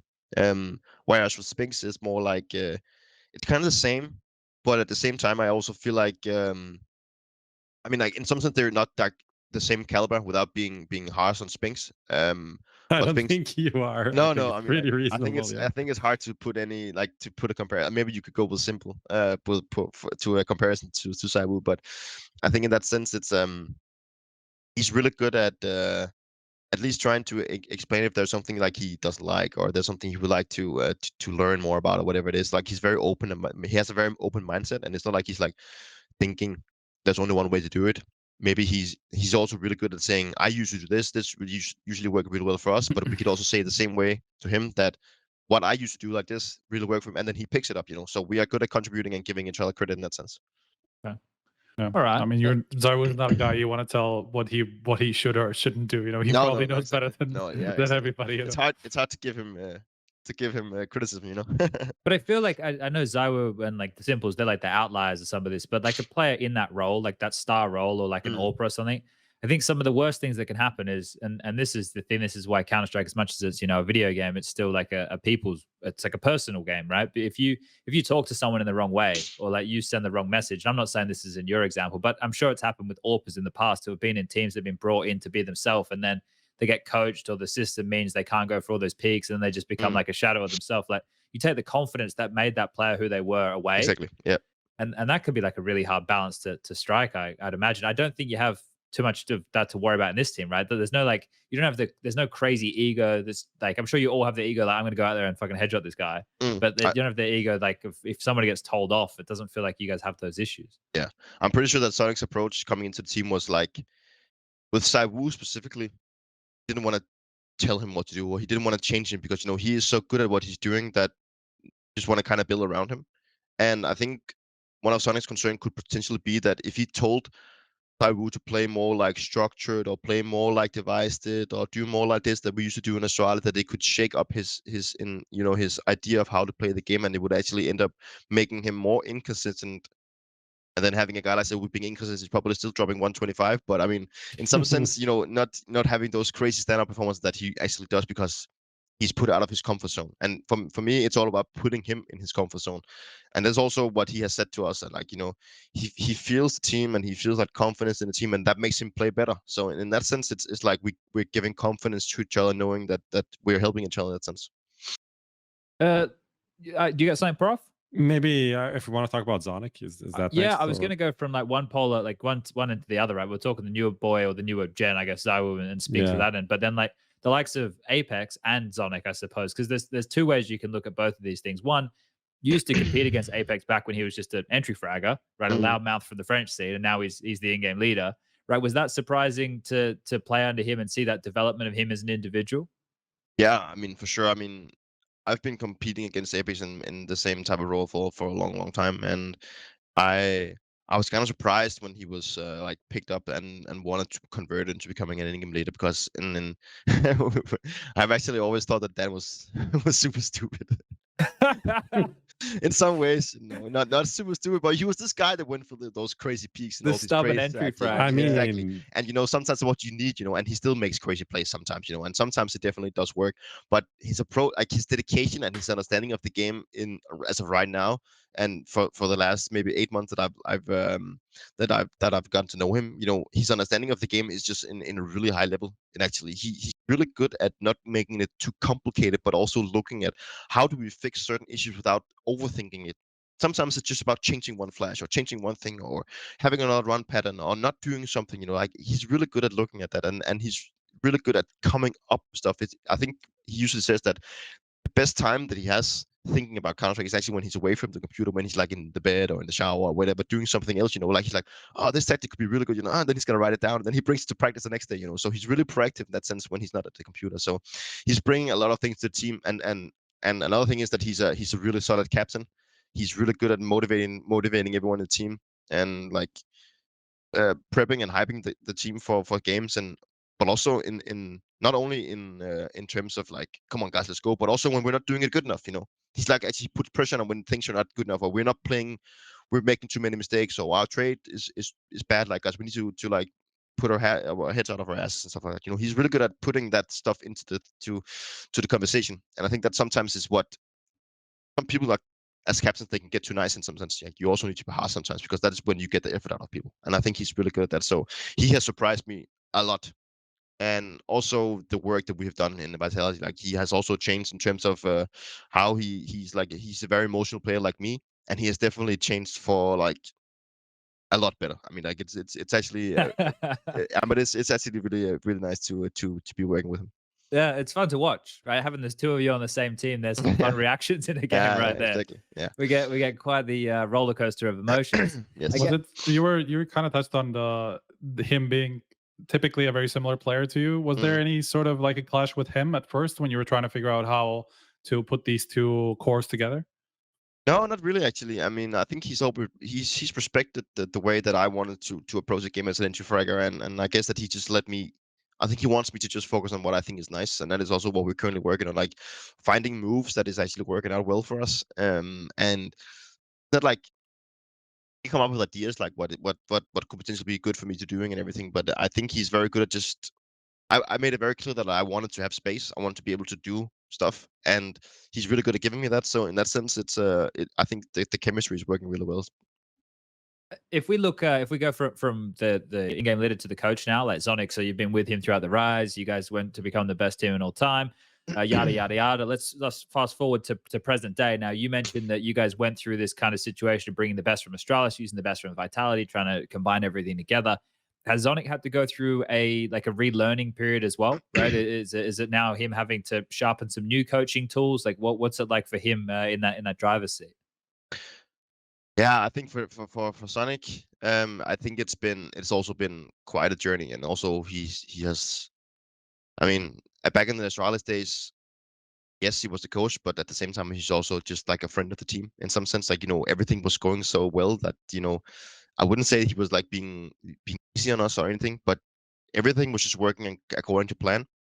So in some sense, it kind of worked out as the authority balance, or whatever you say, between the players and the coach was way smaller back then than it is nowadays. And I think it's changed for the better. Because I also think that he has understood and realized that he needs to get the maximum out of his players if he still wants to be able to have a title competing team. And that's one of the reasons why when we came back for this new season, that he expected more from us, and he was just being honest about that. And I think it's a good thing that he expects more from his players, because you need to be putting in the effort. And also he has I wouldn't say he has distanced himself like in terms of authority to us, but there's definitely a little bit more authority with him now in the Vitality roster than it was back in the Astralis. Obviously also because we have the team is not the same, and the history is different. But I think he has taken a lot of inspiration from other coaches, not in Counter-Strike, but maybe in other sports genres, reading books and understanding how they did their thing. And he's a lot more about trying to put the maximum effort into each individual player, that we're all different and we all work in different ways. Some players may need something specific, and some players maybe need something else. There's not like one thing that works for everyone, and he's really good at trying to accept and help the players to get the maximum effort out of each of everyone. So I think that is what he definitely has worked on, and has made him and in my world a better coach in some sense. It's strange, right? Because like we're still at the forefront of all of this. Like coaching in Counter-Strike is still being ironed out today. Like I know we've Mm, had people doing it for a couple years now, but it's only mhm. a couple years. Like in terms of like analysts and approaches and this, everyone's figuring it out. And Yeah. maybe this can move us up to the next point, boys. You got anything more like Vitality specific in 2022? Because I I want mean, to, yeah. there's a very important question about Zonic. It was the Zonic law. How Yeah. often is it real, and how often does it get mentioned? People in chat, everyone wants to know, so I have to ask the dumb question. It is what it is. I think you said it when we were playing against Heroic. I think we were 11-4 down on, I don't know, was it, or Mm. I don't know, the last map or whatever it was. I think it was 11-4. And he said that, guys, this Sonic law thing, it usually never happens when I'm on the worst side, like I'm never the one making the comeback. So guys, can you please just do it so we can prove it actually works? And it didn't work. So something's wrong with it. But I don't know. I think it's just like a meme thing. But I think a lot of people have taken into consideration that it could actually be a thing, and that it's a dangerous lead, because in some sense it is, but for us it's more like just a meme thing, and I think it is for him as well. But I'm pretty sure that he thinks it's fun that someone has created this kind of thing. It's good when we're casting though, right? At 11-4 half, you come in there, they win pistol, they win the force buy, they win the full eco, they win the first. Okay, it's like, oh, okay, well, that lead is fucking like it. I think it's just a good way to summarize, how quick and close these games could really get from out of nowhere. Sure. Okay, so let's talk a bit about the then and the now, right? So you've been doing this an awfully long time. You've been since the very first major, right? Now, from dupreeh's perspective, because we talk about this on the show, we bring different guests on, we talk about Counter-Strike, where it's going, what it's like. What is Counter-Strike like from your perspective right now? Are you happy with it? How do you feel about the circuit? You've been doing this the whole time. Is Counter-Strike in a good place? Both yes and no, I'd say. I think I mean, as a veteran player, I've been through a lot, and I think we're slowly starting to see a generation shift in terms of players. And I was part of the generation shift back in the days, and I think we're slowly starting to see it again. More and more players get replaced in that sense that they pick up academy players. Like Mouse is a really good example. Like they picked up 3 players from the academy team, trying to bring it up into the main roster. And you just see the competitiveness of the game is just really high. And I think it's a really good question actually. That I don't know if the skill ceiling in the top tier CS has fallen, or that people have just gotten better. I'm not actually quite sure if the top teams are just getting worse, or that the lower tier players are actually getting better. I don't know which one of them is actually the right thing here. Because looking at the RMR, like the open circuit tournament we just had, like a lot of teams dropping best of ones to teams that no one kind of really know. Is that a fact of the game being a little bit random? Is it a fact of that the top tier teams are struggling in terms of their level, or is it just like random people being really good at the game? I don't really know which one to go with actually. What do you think about this as an angle? That you, when you're playing the top tier Counter-Strike against the same big names, are playing a different type of Counter-Strike? Yeah, it could be. Yeah, it could be the approach on the game is different. That you expect you expect something from the top teams, and then you also kind of expect that from the lower tier teams, but they actually play in a different way that is in some sense just different to play against. So yeah, it could be a thing, but that's like the one thing that I'm trying to figure out, like how is it actually looking. And then obviously we have the whole CT meta thing with the silence M4, which I think is in a really horrible place. And I think it's kind of a shame that we for a long time now has been having guns dominating the game. We've had the Krieg back in the days, we had the Orc, we had the Silencer. Like it seems like there's always been that one weapon for the last 2 years that has been so dominant that one side has been so effective towards the other. And I think also having to pick between specific guns, that you don't just have like a full weapon wheel where you just okay, now I feel like playing with the silencer, you pick that up. You have a position where you need to play with a 30 bullet M4, you pick that one. That being you want to play with a Tech 9 or CZ, whatever it is. I think it would be nice to just have all the availability in the game, so you don't have to specifically pick for stuff. I think that could create some variety. But also the whole thing about dropping grenades, has also changed the game tremendously in how it's played for both. But in my opinion, only for the good thing. I think that we are seeing a lot more creativity and a lot more things that is now available in the game. And then we have the whole issue, in my opinion, with the whole calendar, like tournaments overlapping each other and tournaments being too close to each other and all that kind of stuff. And at least coming from what I just experienced, having the playoffs in EPL and then directly into the RMR is just like a huge no-go in my opinion. I mean, it's just it's just too mentally exhausting. And I don't know if it's because I'm getting old, but I've never felt so exhausted coming home from a tournament before than I did there. Yeah, I think the matches you guys play now mean more, right? Like in the sense that, like, because I look at it, I don't think you attend as many events now as you did back in the peak. No, But probably not. but the matches you play, there's so much more importance on the matches you play, maybe because you don't attend as many events. Because like if you go to one event, this is different from the dominant Astralis where you guys went and decided to win everything you went to. But in different periods in your career, like, you know, you'd go from event to event to event to event. And it didn't matter sometimes if you didn't even make the top 8, because the next week you could still make a top 4 appearance, right? Yeah, for sure. Whereas now it's like so much focus on that set of matches you have to play and the amount of prep and practice that, like, it's like the focus into less amounts of games seems higher now. And I guess that shows when you're talking about things like all the preparation stuff, right? Yeah, for sure. So I think you're right about that one. So I think there's a lot of good things to the game, but there's also a lot of things that I think could be nice for a change. So I think it's in a state of good and bad stuff. Yeah. Well, like, so I don't know, I guess because this is something that we think about like quite often. So yours are probably more in-game focus, right? Like the weapon thing you're talking. What about the map pool? This always gets so much conversation, right? People always talking about fucking Vertigo and people hating on Ancient. I know you guys don't play Ancient, right? But like, what do you make of the map pool where it is right now? Do you think it needs to be fresh? Because these conversations we're gonna have for the end of time. These will never be like conversations that are ever settled. But the game right now, as it currently is, how do you find like the map pool and that nature of things? I think the map pool in general right now is fairly decent. I mean, I think sure I'm not the biggest fan of Vertigo, and obviously we're not playing Ancient. I think Ancient, when I played it, was a pretty nice map, and I actually was quite satisfied with it. I think it would be nice to.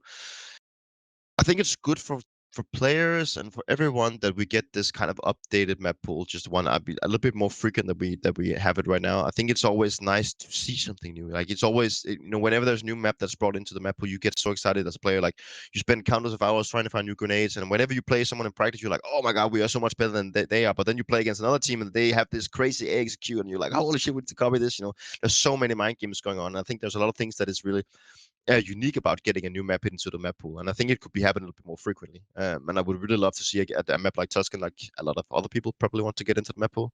But I strongly believe that the map pool is fairly decent right now. But having an updated map pool after the major would certainly be something that I think would be very nice for the game. And it would also be fun to see some of the older maps maybe getting rotated out, because a map like Mirage, for example, or Dust 2 or something like that, like getting that one rotated out so we get something new. Nice. See, I can get behind that. You can get behind us too, yeah. Yeah, look, any of it, even Overpuff at this point. Let's make some changes. Or Okay. that map as well. I You do also think make a that's- double change. You could also take 2 maps out just to make it even funnier. Yeah. I think the problem with that is that, you know, Valve are relatively slow at reacting to what, you know, they think is important to change about the map. You know, we've They're always working on seen like Source with 2 right now, man. well, you know, give them a break. whatever the reason is, but like even in the past, you know, when we've seen like even like Overpass, you know, took quite a long time to get into a position where it was actually a really playable map and enjoyable for both sides. You know, we saw the same with Vertigo. It went through like fucking 5 different really big changes that like throughout, I don't know what it was, like a year until we got to a place where we are now, where it's kind of like a very stable map and everybody's kind of gotten used to it. So it takes a long time for it to get to, for a new map to even get into a place where it's ready or where there are no like glaring issues that Valve haven't addressed, you know. So like having a couple of maps come in, it's definitely a nice idea, like just to have like a profound change in the map pool at once, but it would just create a clusterfuck in terms of how quickly it would be able to get updated, I think. Here's a question, dupreeh, for Source 2 when it comes out next week, as Spence just said earlier. No, it's obviously the week of the major final. Oh la la. New engine for the major final. What would you like to see? Like, what is currently in the game that is annoying to you or that you don't like about like a bug? Yeah. Is there anything that you dislike about how the game works right now? I think the overall optimization of the game is what we're currently looking at. I mean, spending a little bit of time in other FPS games, I'm pretty confident that you will not find such a poorly optimized game as Counter-Strike is right now. We're like playing on probably the best possible rigs you have in the entire world, and we're still only like, I'm not saying that 500 FPS, obviously that's really good, but you would be able to blow any other game out of the window with that type of FPS, you know. Like that's like one thing. then I've seen like I'm not really that much into it, but I've also seen some reports about that some player skins has weirder has Hitboxes, hitbox issues, and I don't know. I just think there's a lot of things. Also, sometimes when you extinguish a Molotov, it'll still go through, and like throwing Molotovs through the walls and all that kind of stuff. There's a lot of things that are just, in my opinion, just weird that is in the game. And I would just like a more stable game, where it feels like that everything is more aligned and working better together. Yeah, we think don't want working we as don't want a intended, moldy roof, right? We want a nice clean. We want the Yes. place to work. Exactly. Yeah. And I'm not saying Counter-Strike is a bad game. That's definitely not what I'm saying, but it could definitely use like a cleanup, because I also think there's like a ton of commands that is not even working anymore, not getting used anymore, and there's a lot of things that I just think for optimizing the game that could make the game feel a lot more smooth and just be able to enjoy on a less good PC and all that kind of stuff. And I think the gameplay would also help a lot. Hopefully that's what is coming with Source 2, right? I think the idea of getting off the engine one right now, which is all the spaghetti code and all that nonsense. But boys, do we want to move into the Skinionaire quiz? To bring you down to do a quiz with us? Yeah. No, it's the Yeah, I guess he doesn't have a choice. He hasn't like jumped up and down to do it, but he's going to be here. Now, Striker will be your wingman during all of this, right? So I can just end call if I don't want to participate, right? Yeah, well, look, this is where it gets fun, right? The people in chat at home, they know who wants to be a Skinionaire very well, right? So what we're going to do is they're all going to start spamming Bitskins in chat, and they're all going to go into the draw. And how many questions you get correct, they're multiple choice. We have 5 questions. Will determine what type of skin or what price point of the skin one lucky winner at home will win. So you're helping give something to somebody on a Saturday night. So you might make their weekend right here, mate. So you ready to get underway with this one? I can read out the questions. All right. Yeah. Okay. This is Who Wants to Be a Skinionaire, brought to you by Bitskins. Question number 1. Let's get it rolling, Lucas. In which one of the following teams did ZywOo not play? Was it AAA, Limitless, or Y6? I mean, I know he played in AAA for sure. Y6. How do you spell that? He did a capital Y, a capital W, a Y, a capital S, and an I and an X, which kind of looks like ZywOo's name a little bit there. So you can also open in TeamSpeak. There's a link with the questions. Oh la la. I can help you out here. I know what the answer is. Well, we have 20 seconds. So do you want his assistance? Does that mean I'm not gonna? Is that bad for my? No, it's good. For your rep. Okay, give me some help then. I mean, what he played in Y6, so it's Limitless. All right, we'll go. All right. Limitless. I would have gone with Y6. I've never heard of that bullshit before ever. What the fuck is that? It also sounds so stupid. It sounds like ZywOo 6. It looks like his name. All right. Anyway, that's 1 out of 1 correct. Thank you, Striker, for chipping in there. Plenty of time left on the clock for that one. All right. Question number 2.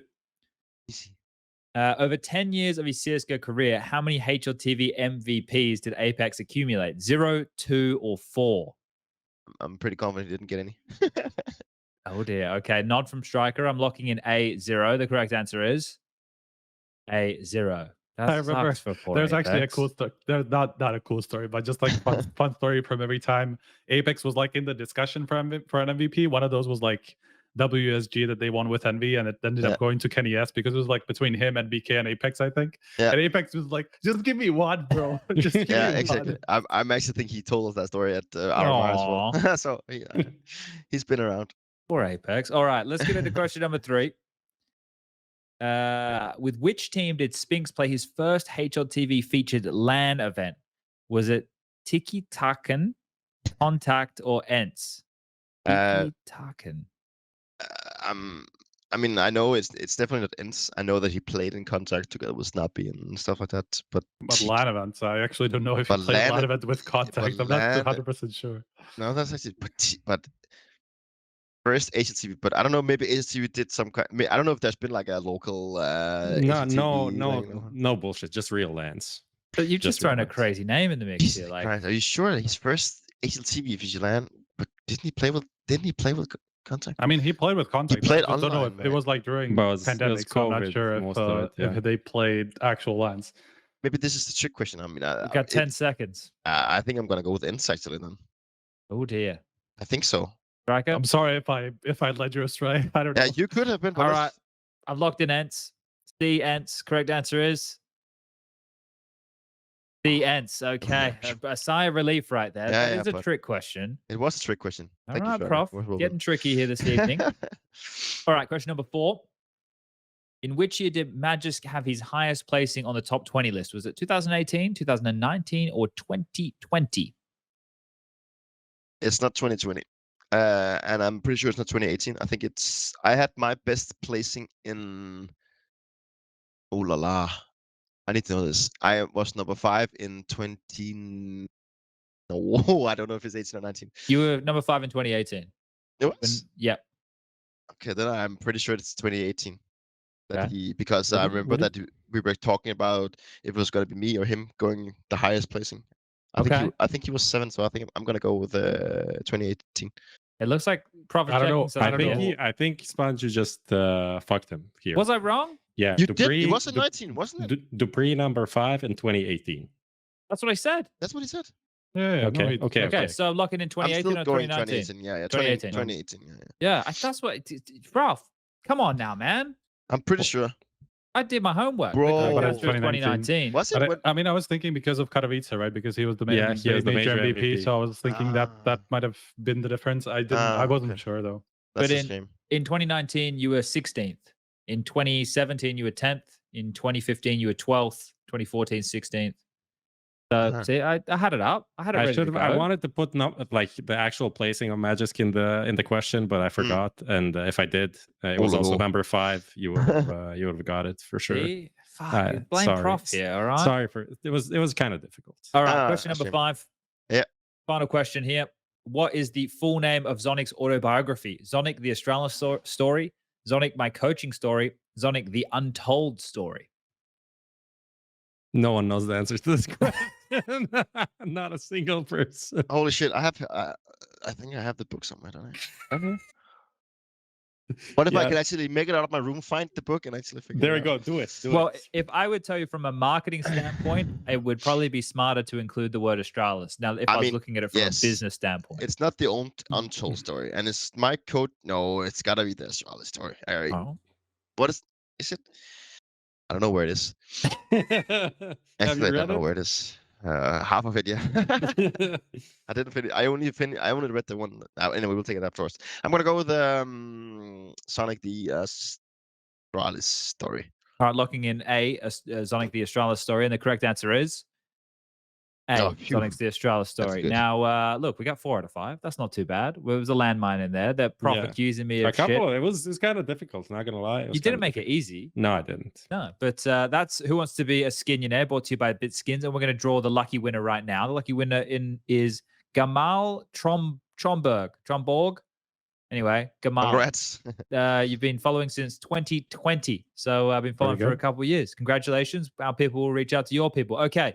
We got you for about 10 more minutes here, dupreeh. So what we'll do is right now, I guess we'll open this up to questions that we have that come in on the forums, on Twitter, maybe even people in chat right now. But I think the thing is we're now looking and staring down the barrel of the major, which isn't too far away. What comes next for you and Vitality and the lead into that? As I mentioned, 16 days until the Challenger stage starts. So it's 2 weeks practically. So yesterday, today, and tomorrow we'll be off. Just to try and recuperate as much as possible going into this new hectic schedule. And on Monday we will be traveling to Belgrade for a boot camp because we will also be playing the Blast Showdown. So that's where we will be going. So we're going to be boot camping and playing Showdown at the same time. So that's going to be really interesting, and I really hope that we will qualify. It's like an event that's really important for, at least for the Danes. You know, we really want to go and play in the Royal Arena. Missed it out last time because I was like kind of benched before I got to play there. So in that sense, we really want to go there. But sure, it's all about getting into the major mode. You know, like in terms of like breathing, thinking, and just only thinking about CS. And that's at least what the plan is for the next couple of weeks. I know this is kind of like a super, vague question that nobody really can have an answer to, but I'm curious about what your take is. You know, obviously, you just won EPL, you did well at the RMR. That's just before you're still going to play the showdown, so there's still a little bit left. But obviously, this is peaking. Is this peaking at the right time, or does this put too much pressure on you in terms of other people looking at how your guys are playing? Because like suddenly you are a legitimate contender for a major title, after this run. It's really not thinking something that we've been thinking too much about. I mean, talking about pressure is always like the less pressure you can generate on yourself by how you like talk about it, the better, in my opinion. So I don't think there's like any expectation in that sense. Like I think every team going to the major, they just have this goal of going. They want to go to the playoffs, and then they want to take one game at a time. The thing about majors is that yes, there's more on the line, and people may become a little bit more prepared, but it's still the same teams you play against in all the other tier 1 tournaments. Like it's not like all of a sudden there's a team you never played before that's just going to show up and destroy headshots. So sure, I mean we want to go as far as we can, but it's not like if we don't win the major, we're going to be like thinking this is not good enough or whatever it is. So we're just going to go and do our best. And sure, we've hit a momentum peak now, hopefully going forward. And I don't think we're satisfied in the terms of like how we play. I still think we can do a lot better, and we still have a lot of things to prove and fix before the major. So there's still a lot of work ahead of us.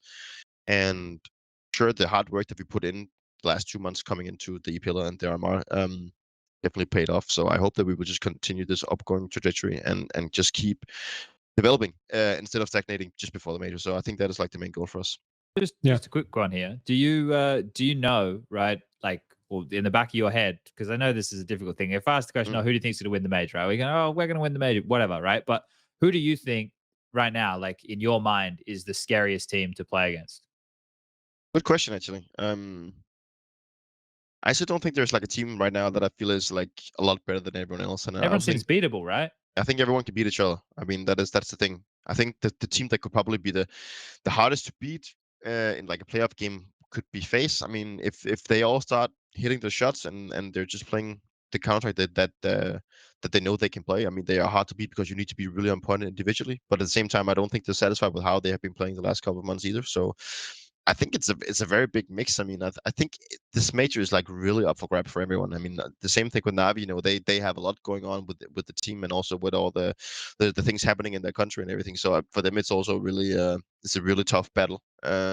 So I think it's up for grab for everyone. I mean, like maybe Liquid could even go there. Like they're this team that has also been putting in a lot of hours and putting in a lot of work, and they also won from what I know, they won the American RMR. So I think it's really open, but I don't think there's like one team that I think is difficult to play. The most open it's felt like in a while. Anyway, Yeah. sorry to cut you off. Yeah, kind of. Yeah, there's not Yeah. there's not like a clear favorite right now. Yeah, I think that's kind of what me and Striker were talking about yesterday as well. Like it's really hard even to do a power ranking of the teams or anything like that. It's kind of all over the place. Even the first 5 teams might be like, from me to you, might be completely different. Yeah. My kind of question was, you drew Imperial for the first game in Rio, and that's a team everyone is looking towards. Like after the America's RMR, there's like this super big storyline about them playing in front of a crowd as well. What was your kind of first reaction when you saw that? What do you expect from that game? It's actually hard to know what to feel because it's some of the most experienced dogs out there. I mean, Fur and Fallen, and just the fact that they have been, that they made to qualify themselves. As I also did a tweet, like it wouldn't have been a Rio Major without those guys. So having so many Brazilian teams there is one thing that's like really great for their audience, is really great for the atmosphere and everything. And going up against that team, which is probably the most crowd lovable, like the most favorable team, whatever you say, like in the crowd, everyone loves them. They want to see them do good, even though that they're maybe not the team that that everyone is expecting to do the best out of the Brazilians. But they have so much history and they have so much love that everyone is going to support them. It's going to be really tough going up against them in the first game because I don't know. I've played in Brazil one time against these guys, and it was insane. It was literally insane. Like there was so much noise, and there was so much hype, and I really think that if they get going in the beginning, it's gonna be one of the toughest games that I probably ever played. So I think it's gonna be really exciting, and I really hope that we can get off to a good start. But yeah, I think the roof is going to it's going to explode simply. It's gonna be a lot of fun, that's for sure. It's gonna be really fun, and I even gonna take it as like, sure, I want to win, and I'm gonna be upset if I lose, but at the same time, it's also gonna be like a lifetime experience, So I think it's gonna be really crazy, and I'm really looking forward to it. I was gonna ask because again, blah being the only player to be at all the majors, and only at a couple of them have we had audience for anything other than the arena. And obviously, this is going to be first stage, first match you're gonna play against the crowd favorites. You know, by Yes. far the biggest team Yeah. that the crowd Yeah. is gonna support. You know, so I mean, this it's gonna have to feel very different. You know, compared to like the majors past, where you still kind of like you take a time to warm up into the major. You know, this is still like a group stage, like a little bit kind of like a behind the scenes feeling, not really so much pressure on you playing in the first game, but like going into this, it has to feel different.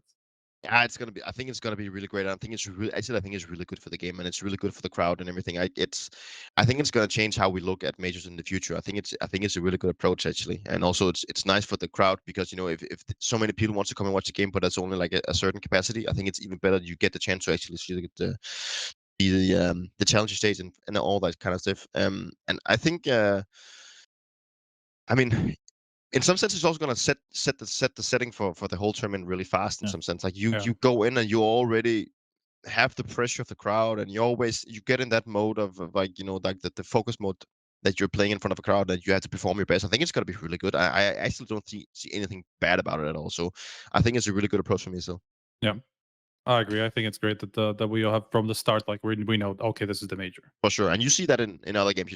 I just the other day I watched. I think it's the League Worlds right now. They're playing. I think they're also playing groups in front of the crowd. It just creates a great atmosphere, and I think it's really good. Yeah. Quick one. Do you want to tell everybody why you like having ketchup on your eggs? I don't know. I've always done that, and I think a lot of people do that. That's at least my take on it. And then I remember that I said to Spinx why he just thought it was really weird, and then we just made a meme out of it that he doesn't put a ketchup on his eggs, and he thought it was weird and everything, and he really believed that it was weird putting it on, and that everyone else believed that it was weird that having ketchup on your eggs. So I just needed to prove to him that he was actually wrong with this one. You've opened the world up to him here. You've shown him, just how glorious the world can be. Ketchup on your eggs. Who would have believed it? But he still didn't. He hasn't learned, so he's not doing it yet. So I guess I need to keep pushing him hard. Your best way might be to get him to do like a bacon and egg sandwich with a bit of ketchup in there. Wait, probably can't do the bacon, can he? Fuck. He cannot. Well, just an egg sandwich. I guess that works too. We can get him maybe some vegan bacon. We can get some replacement for that. I think it's funny that like throughout all of our talk about like everything around the major and blah blah blah, it's gonna be people who are like I'm just following the chat and like every 5 messages like talk about device, and then suddenly we get into this stupid egg and ketchup discussion and everybody's talking about it and like no messages about device. Now it's only going back starting. Do you want to talk about device? Do you know anything that you can share with us? Because this is what the people think. The people think, right, that you can break all the news on device right now and tell what can you say about device? Guys, I know it all. I know everything, I know what he eats for breakfast. I know what he does for living. I know what he's doing right now. Eggs with ketchup, right? Most likely. No, I mean, like, I'm not gonna break anything. I'm not saying anything. And what I know is just like it's confidential in that sense. But I hope that I think I hope and deserve that he's gonna come back to the game. So I think it's gonna be nice to see what the future brings. Okay. We don't want to leave people on a cliffhanger here. Lucas. Let's just finish with dupreeh and then we can do the commercial. Okay. Let's quickly. Do we have anything here that we want to ask dupreeh before we let him go? There's a question. Does he realize he's the most adorable thing on earth except for baby animals and corgis in bread costumes? Yes or no? We need an answer for this. No. No. Now you know. Now I know that. That's good. Thank you. I appreciate that. I appreciate the love. All right. Well, if that's the last serious question you got for us there, Prof, is that it? Yeah, that's it. All right. Well, we got to the bottom of the barrel with the questions, definitely. Okay. So, dupreeh, thank you for joining us on the show tonight. Do you want to say anything to the lovely viewers at home? Maybe some fans, maybe you got some haters out there you want to call out, tell them you meet them at the local service station or some shit. Anything you'd like to say to the people at home? I mean, I just want to. First of all, I think we should thank the guy that's been pushing me to get on the show. Like I don't think we've given him some love yet, and I know that he's probably account. Yeah, exactly. He's probably watching it right now. So I just want to say thank you for pushing me to getting it. So it was good. But also for the rest of you guys out there, it's been a pleasure having you all listening to my babbles and everything. So I hope you've enjoyed it, and I appreciate all the support that our fans and Vitality is giving, and all the support that I have for me as a person. And I hope that we're going to get a really good major, and I hope that everyone is going to keep cheering. Doesn't necessarily have to be with me, but just for the Counter-Strike in general, because that's what we all love. And just want to say thank you to everyone. So yeah, it's good. Cool. All right. Yeah. Thank you for coming on, dupreeh. We're going to chuck it to an ad break, and everybody else will be right back without dupreeh, who's going to be saying goodbye. No, goodbye now. I kind of put the two words together. Anyway, ad break. Let's go. The Xtrfy M42 RGB, what a fun mouse with 5 colorways, lightweight frame at just 59 grams with a swappable backplate to suit your grip style, the sensor, the easy core, the smooth skates, and driverless control for RGB and DPI is why you should check out the M42 RGB down below.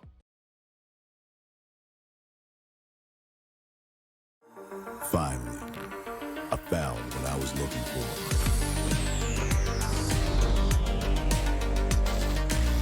Now that my search is over, it's gonna be a tough choice. But fortunately, no need to choose. When you can just have them all. Buy and sell skins on Bitskins.com.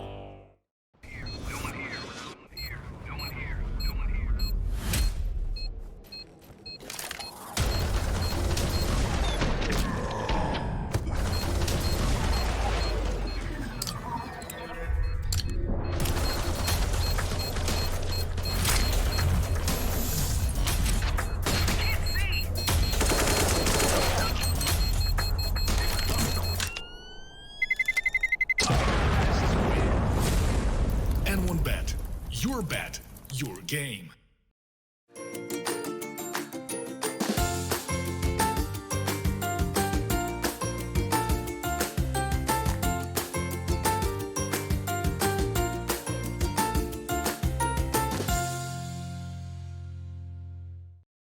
All right, we're back from the break. Thank you for bearing with us, and we hope you all enjoyed having dupreeh on the show, who was very generous to give us his time on this Saturday evening. Now we're going to do about 30 minutes more of chit chat, just to the general stuff. We'll try and tidy up any storylines, talk about anything crazy that's happened in Counter-Strike in the last week since we did last episode, and talk about dupreeh, I suppose. Lots of insight there, gentlemen, which is good. Yeah. I think we all knew what we were going to get from Peter, and he delivered. Honestly, I expected. I had like good high expectations, but it kind of he over delivered. I feel like, especially early on when he was talking about like the meta of the game and all these things, kind of reminded me of the Blame F episode. I don't think we had like this much insight from a player in a long time. Like I just sat there. I'm like, I'm enjoying this. I don't have to do anything. I don't feel like I have to ask anything. He's just talking. This is amazing. Yeah, it's good, right? Like I think a lot of those details as well. If we didn't have so many broad conversations that we'd have to get across, it'd be nice to dive into things even deeper. I know that gets, like I once you get to hear like game theory from players, that's what it's all about. Like that's the fucking gold, right? That's what we're all around here for. For me, it felt like just like being at an event in like a bar after the day and just like chatting, and then just people talking about whatever. Then you go into one direction, and that's how it felt. It felt really, really nice. Everyone's favorite band, One Direction. All right, look, we're going to jump into the N1 moment. Are you ready, Lucas? Surely better than Imagine Dragons. So we all like dragons. Anyway, let's get into the N1 moment, Lucas. Now, this one's been picked by Prof. Do you want to talk us all through it?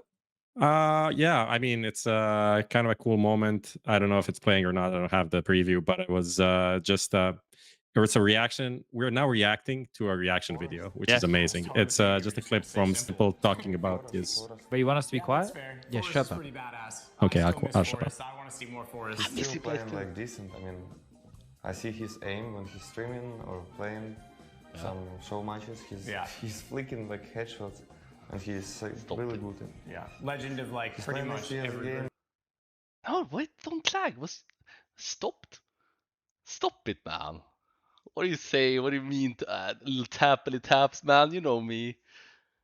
We do some tappity taps. Nah, I like it, man. Big respect to him. He's so good at Counter-Strike, dude.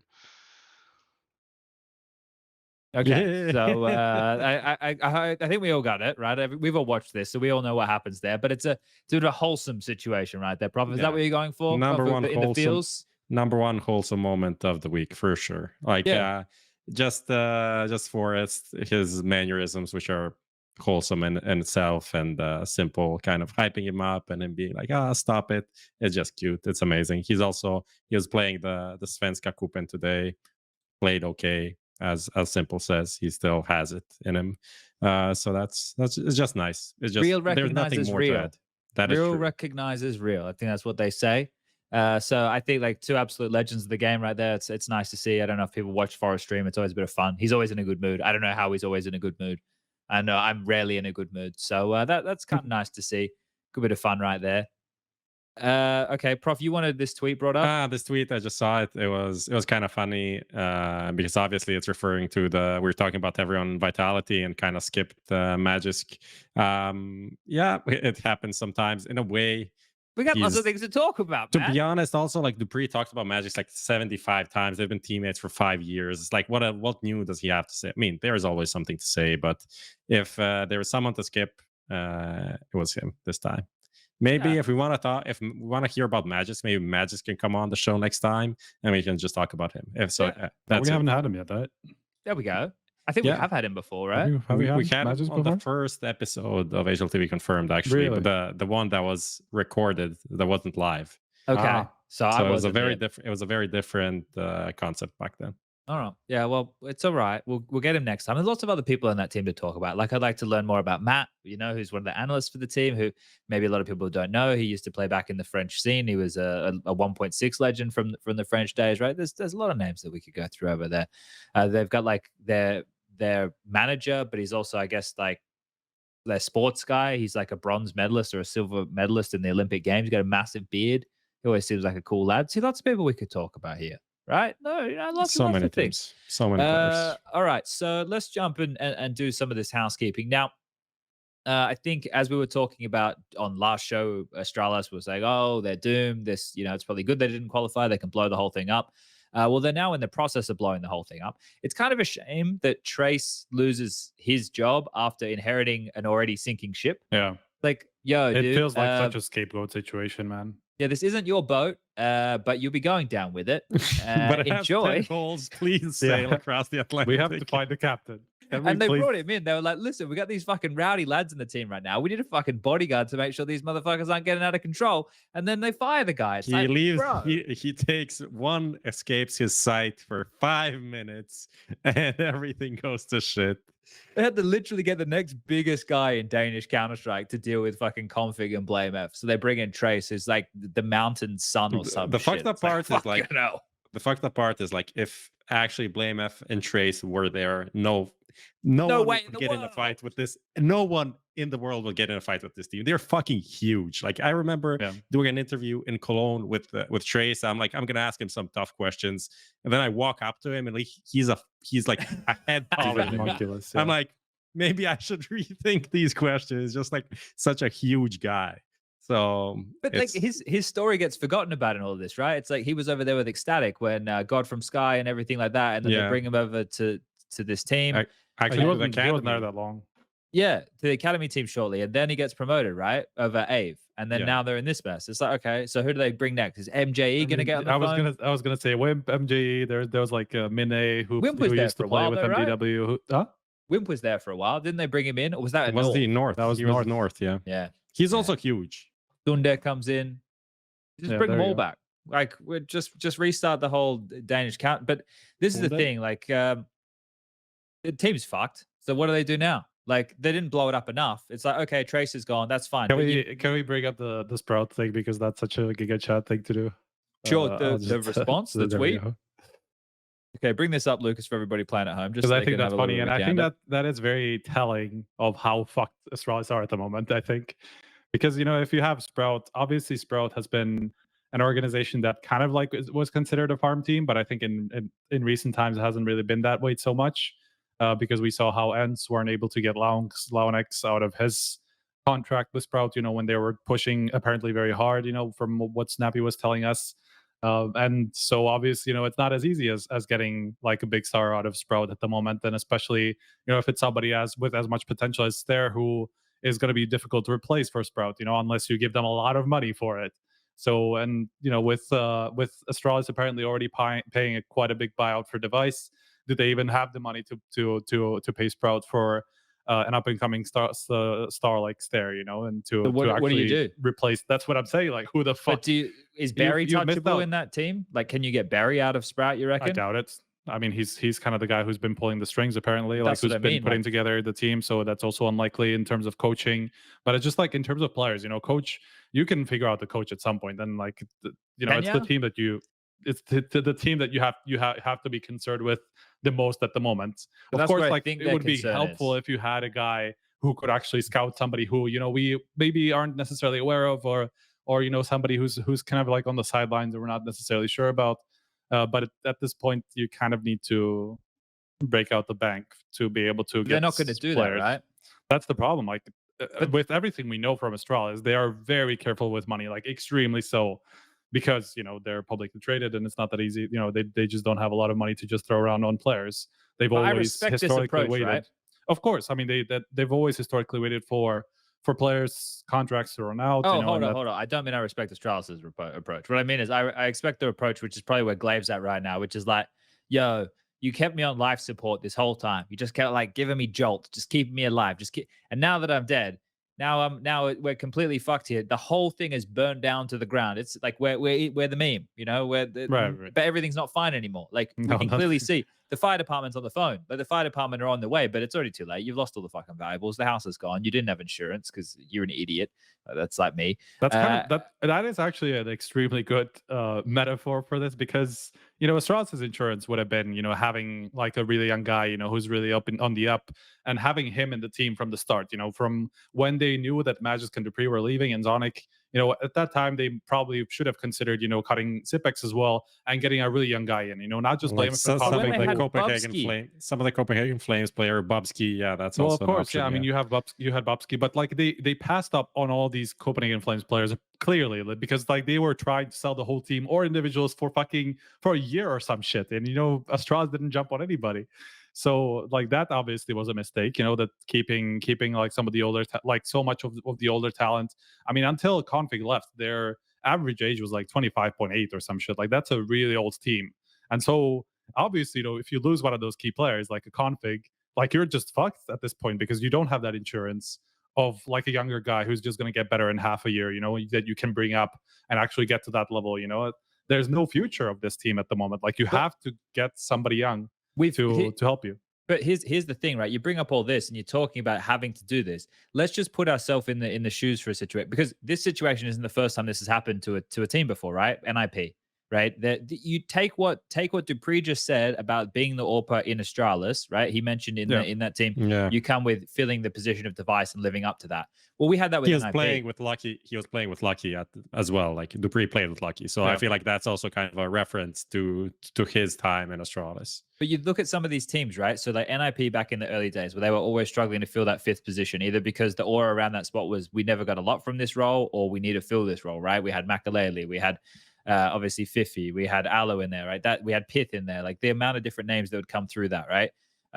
Then you also think about the Virtus Pro guys who were very good in Poland for a very long time, and then they dropped off, and then they tried to bring people. Think about the different names that they tried to bring into VP. I think fucking Toa was there, like the one and only was there for a moment, like in-game leading, right? They had like fucking Veggie there and shit. Yeah. Like, so Morels, I think, was playing for a bit. Yeah, I think so. I think so. Names. But we've had so many scenes go that way, like the way of the dogs, right? And Astralis, unfortunately for them, all the other teams around them either have strong enough teams together that just qualified for the major, or like have enough prospects. And you're talking about these young guys and this, that, and the other. Well, the only other person you could look who's been good at scouting, who isn't on a team at the moment, is Hunden, who apparently, could have still been doing some work with Astralis. So like what happens there? Does he now scout the next generation for them? Is he allowed to do that? Like I guess he is allowed to do that. He is allowed to do that. Yeah. I mean, nobody can stop him. But then if I'm Astralis, then I'm walking that fine line. Astralis didn't even fucking mention anything that happened with the config situation. They just want to keep they're just like, this guy's a big enough fuck up. We just want to keep our way out of this completely. They definitely not gonna lie.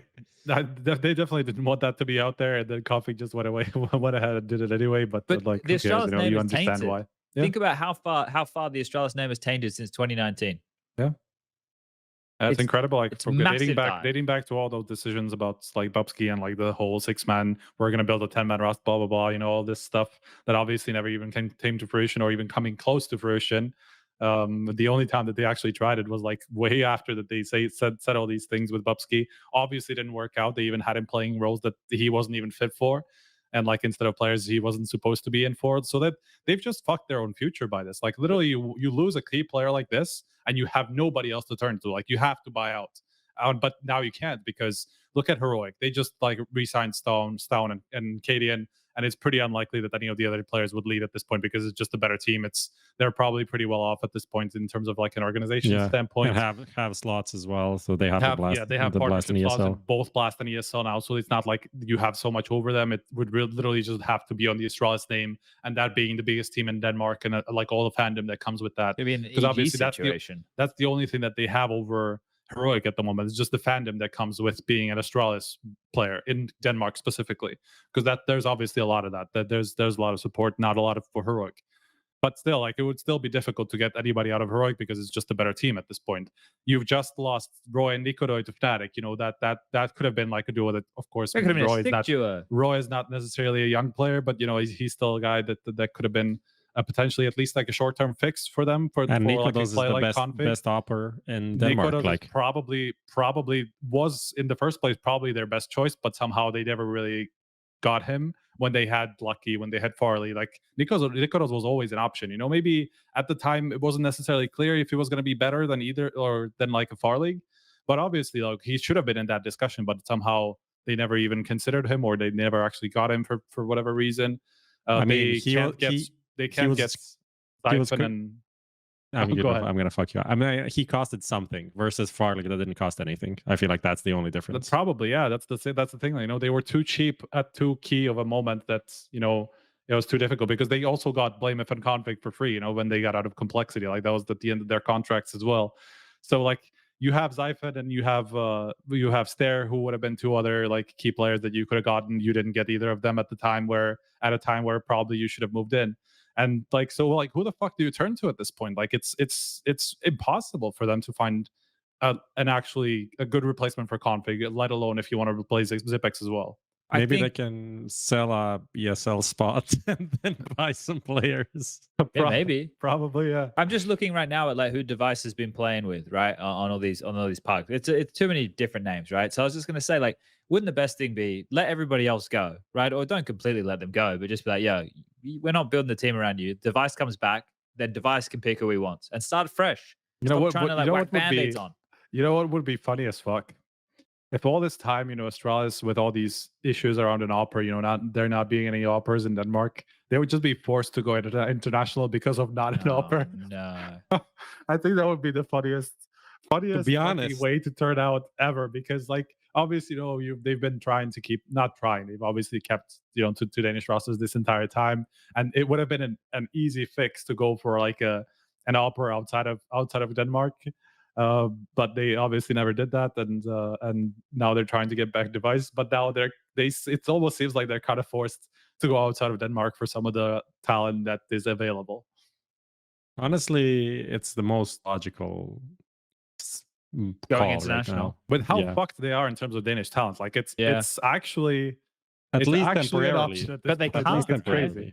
Why wouldn't they can get like 2-3 players? But this is the thing, like blinded by the success and then the patriotism of all of it, right? Like think about how long it took for NIP to make this move that they've made now.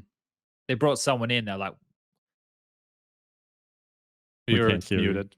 Oh, I can hear myself. I thought you could. Anyway, I was just whispering saying that they'll make them speak their language, right? That's what they did. They brought in Esatag and then they made him speak their language. Like, yo, you can speak with us, right? And then eventually they made the change, right? They changed the big. They've gone international now, but it didn't just happen overnight. Yeah. Like, and I also think that Astralis is like scrambling. They still have to play this showdown, and then there's going to be, you know, some stuff towards. This is the rebuilding time. So I think also for them, this is a moment kind of funny because Astralis is an org that's kind of on a bad rep also for handling players and all of these things. But from what we know, the salaries for the players that are here are pretty high as well. Yeah. I feel like this is a moment when they're like, yeah, you guys are kind of shit now, so we have to renegotiate these things, otherwise it doesn't make sense. I mean, we can't build a roster while paying Spinx, for example, 40k. Like that doesn't make any sense. So either they cut them completely somehow, but then again, why would he sign a contract like an end of a contract, because he's signed until 2025 or something? He'd have to get some like severance, or they just he needs to get a big severance package anyway. Does he become the coach? Or gets sold somewhere? Because I don't know, they're just they made a bunch of bad decisions that just puts them in a bad spot financially as well. Zip the coach. Talking about the coach, I don't know if you guys heard this. I haven't seen it on HLTV, but just the sprinkles on the cake for Showdown next week. They don't have a coach on the server. Didn't they say they were using on the server? I don't think that matters because they didn't get dispensation to play with Kessler. So Okay, they so didn't get it nobody- confirmed from Blast essentially. Yeah, they got denied. So Yeah. I mean, that doesn't really necessarily matter. I don't To think be it honest, matters who at cares? all. Who cares who's on the server? They're at not this gonna point? win Like anyway. it's not. Yeah, it's not an important. I mean, it's an important tournament, but we're not expecting them to win. No, I mean, there's no you can't be on the expectation for them. server. You can't be on TeamSpeak. You can only talk with them in between games. Yeah, but who cares? Like, this is a guy that literally just came in last week. Like, And who the team's cares? fucked anyway. It's like, what are we expecting? Do we think the coach is going to make this much of a difference? It's not. No. It's Definitely not. doesn't help. Not this quickly. Not It at doesn't this help point. for sure. Makes Yeah. it just a bit worse. Yeah, but they're in a complete rebuild, right? So this is going to be a long time before this gets turned around. But I guess we'll touch on Astralis stuff when we can. But basically, Strike, you've done a good job of pointing out just how of a hopeless fucked situation they are, they're man. in. It's crazy, actually. Like, I actually think there's no way out at this point, unless they somehow come up with like $500,000 for Stair, and then just come up with like at least one more guy to bring in. Like, I don't know what the fuck they're gonna do, honestly. Yeah, it's going to be a rough one. All right, let's jump into another team that's had a really rough time and try and identify where the downfall came in for Entropiq. Where did it all go wrong? Was it Lackey gone and Mir coming in? I think it was before then. I think There they was dropped yeah, off already before that. before. bad. It was a big Yeah. lead up. Go ahead. So they've been transfer listed now. This roster who had Anarchist standing in, I'm pretty sure. So it's Mir, Nickelback, Crowd, and Forrester, which is crazy. I think it's also good signs if you're Na'Vi. I'd be looking to get me a little bit of Forrester in my life. I'd keep him out there on the list of names up there Russian. with like a Buster. Russian. I know, but aren't these lads somewhere else? Like, are they in Russia? I think they were in Russia for a long time. Yeah, I don't know if they ended up moving to Czech Republic or somewhere else, but Okay. I think they spent a long time in Russia. Well, either way, the roster, like the downfall for the team, it was just fucking from nowhere. They just fucking plunged off. Elian just stopped being good. Like, that's kind of what happened. Elian just there was a moment where Forrester and Elian was like, oh, okay, this is pretty sick. And then Mir comes in and you're thinking, okay, well, he's going to bring more firepower. It brought nothing. The team hasn't done anything. And now they're not even going to be a team anymore, I imagine. I've even watched a single game of them. Like, they didn't get anywhere. But they looked good. They were threatening. They were like a top 15 team for a while. It's like, oh yeah, this guy's, and now it's like, I don't give a fuck. I think also in the statement, the CEO or someone did kind of mention a couple of things that went wrong because they qualified for Dallas, but then couldn't go because of visas. So then they didn't get points. So they didn't get a spot at Cologne because of it. And then, the kind of these things rolled one into another. Yeah, I mean, also it was kind of good that they. I was kind of surprised how upfront they were about also the whole financial situation. Yeah, about them being Russian, and obviously that being an issue at this point. So yeah, I mean, just it's weird because it almost felt like they missed the boat on some key changes that they probably should have undergone a little bit earlier than they did. Because they only came in with the mirror replacement like once they were obviously already on a decline, and maybe they should have just moved in with a couple of changes before that when they had some of the CIS talent available. Yeah, but it felt like Mir should have been enough, right? Like, because when I was watching that team anyway, when they were playing well, they had good ideas. I didn't mind Nickelback as the in-game leader. I thought he was fine. I thought that it was like really Elian and Forrester, which were the two in the team that you're going to get the most from. And then if you wanted a third star, Mir made sense because I didn't think Crad was necessarily the third star. So. Mick, I don't know. It just and this is the thing. It's like a hooch-led team, and it's kind of just all fallen apart and gone like really bad. And I'm sure there's a lot of like out of the server stuff that could be affecting these players. There's a lot of factors, right? But these guys are, I don't know. Is it none of these names exciting for anywhere? I think Hooch to Astralis. I mean, Hooch is definitely a big name. Yeah, we can speak Hooch to English. Astralis with Mir. And now we're talking. And Forrester. Okay. They needed an anchor, right? Good anchor. I feel like Forrester can do that. We've entered the realms of absurdity now. All right. Yeah. Let's move on. So right now we'll just quickly get people up to date on these. We won't spend too long on them, and then we'll see if there's any other little topics that are around our minds that we want to chat about here before we close it down. FiReLEAGUE is going on right now. If you missed that, it's just a single elimination bracket. The teams are Pain, Masonic, Imperial, Isurus, Spirit, Wendigo, MIBR and 9Z Right now, there's some quarterfinals on. Tomorrow, there'll be 2 semifinals and a grand final. In right now as well, or there was earlier in the day, it was ESL Challenger in Rotterdam, and that has now concluded the group stage where the teams, I think you'd expect / not expect for Group B, it's definitely the ones you expect, Ents and Outsiders. The other two were Fluxo and Team 1. Mouse came out on top of Group A, and then the second spot was between Eternal Fire and Movistar. And Movi actually went down to Eternal Fire in that second match, so maybe there is hope for Eternal Fire. I didn't see the best of 3, so I'm not too certain there. But tomorrow's matches are Ents, Eternal Fire, and Mouse versus Outsiders. Bit disappointing we don't get the Sampaias versus Movistar story. That's a little bit sad. Maybe that'll come in the future, but everyone knows where to check that out. That'll be going down tomorrow as well. Anything else? Any other massive news? Anything that we feel we need to talk about here? We're almost at a 2-hour mark. This is almost like it was a special episode just for the dupreeh incident. Yeah, pretty much. I guess the big news point was YEKINDAR also announcing that he's a free agent now. Bought himself out.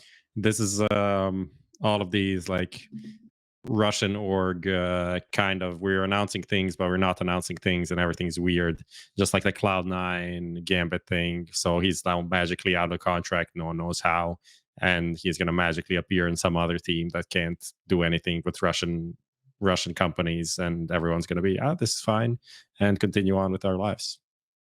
Yeah, can we well, other than the Russian weirdness, can we also start accepting like what players clearly indicate towards guys? Because I still keep seeing this a lot. I think I saw one the other day with Pimp like talking about Tabson, and I don't know the context of it, but the headline was about, Tabson wasting his time in Big. Yep. Like, it's a clear sign of intent from Big and Tabson publicly that this is the team that Tabson wants to be a part of and this is what he wants to build. Yeah, I mean, that's obvious, but like you have to understand Pimp's point at the same time, Yeah, no, but like one of them is like in the realms of this isn't happening because this guy's clearly shown like we may as well talk about unicorns, right? You know what I mean? Yeah, it's the same kind of thing. It's the same kind of thing with YEKINDAR here. But the YEKINDAR thing, how many times has YEKINDAR said, I want to go to Liquid? Yeah, I mean, how many times has the team said, I want to play? It's obvious that he's going there. There's no question that he's going to be anywhere else.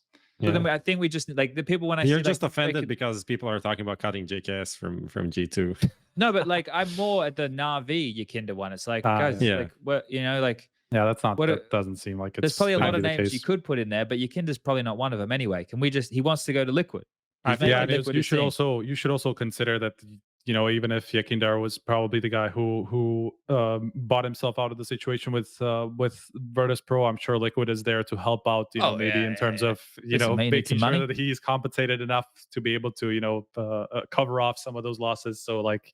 That there's you guys have to read between the lines and this is already a done deal. Like he wouldn't, you just don't buy yourself out of a contract and then like, well, let's see what happens. And like, there's certainly some things that have been probably kind of in writing or something that to give him security to do this. Yeah.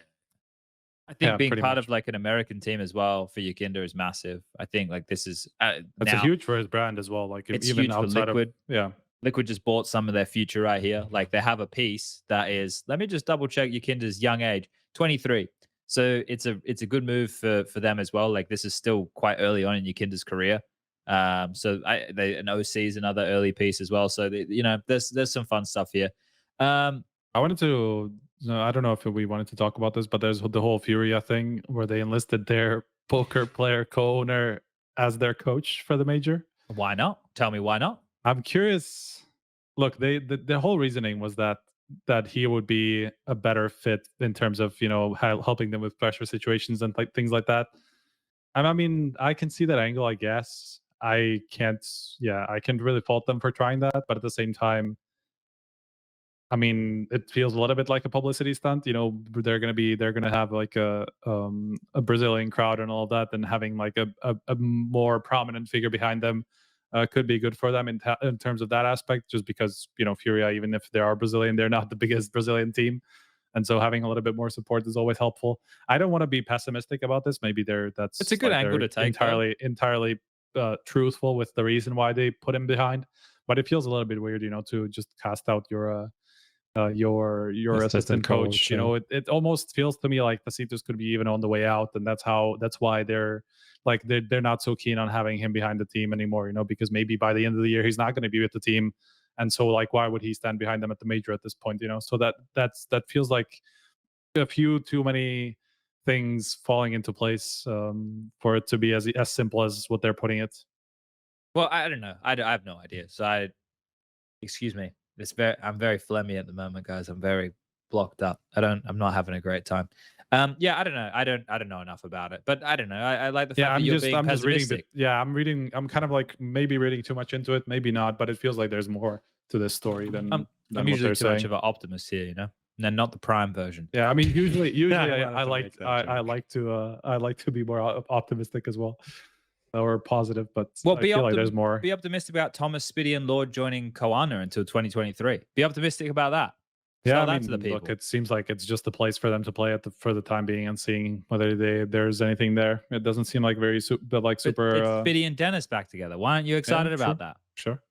See, there you Because go. they haven't done a lot together for the past few years. Oh, come on, man. Let's be positive here. You know, they're gonna rekindle the friendship. They're gonna be back in the server in no time. You know All how I right. feel about big reunions and things like that. Yeah, you're working on the new article. I know. I apologize. I'm quickly flicking through Reddit. Is there anything going on Reddit? What have we got going on here? I'm just trying to see, like, because there hasn't been a lot of news since Not we did really. the last one. I mean, there's not that much, not that much going on, to be honest. So we are at the major in 16 days time. I think the thing is we have so much to preview and there's so much to go around. Like we either need to do like a mega special episode, right? That goes for a little bit like a classic 3-hour kind of real deep dive. We were talking about this and we're kind of now just talking about this live in front of everybody, but whatever.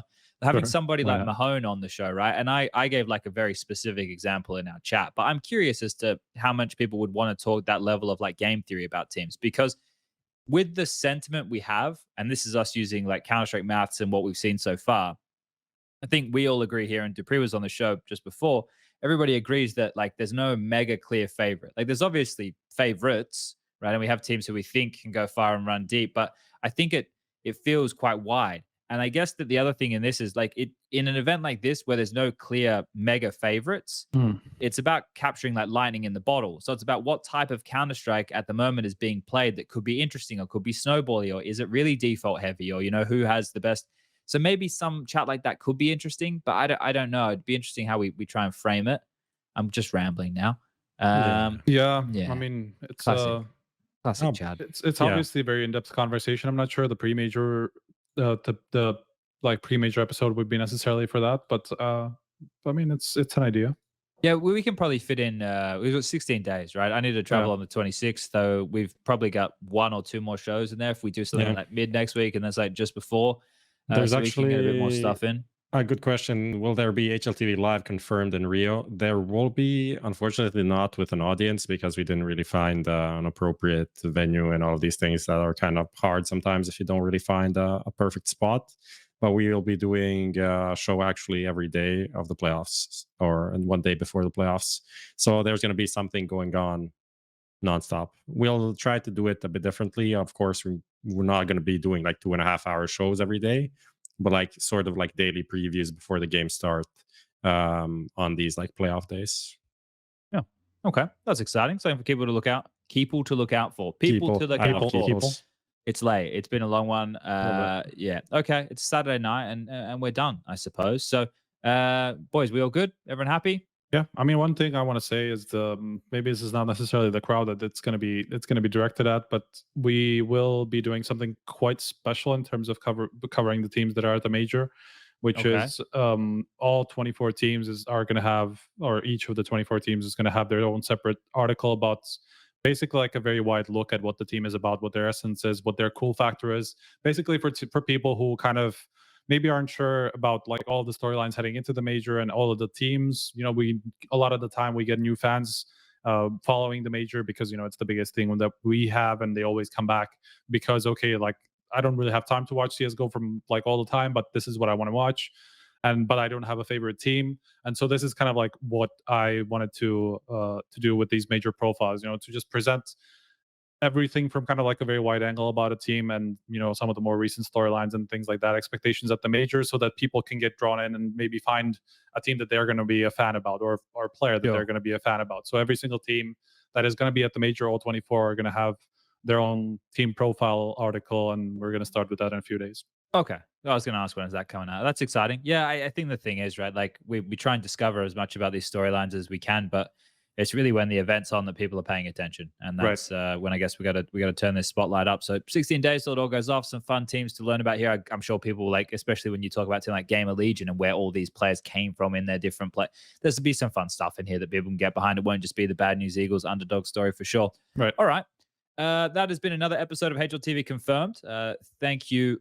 Can't wait to read G2's profile. Yeah, that'll be a fun one. Peace. Thanks again to our sponsors, Xtrfy, Bitskins, and of course, N1Bet. Gamble responsibly. We're out for another episode. We'll schedule something in the books for a couple days or maybe about a week's time. And we'll try and bring some guests in to preview everything from the major, as well as keeping you guys up to date with all the Counter-Strike news. All right, good night. Peace out. See you next time. Yeah!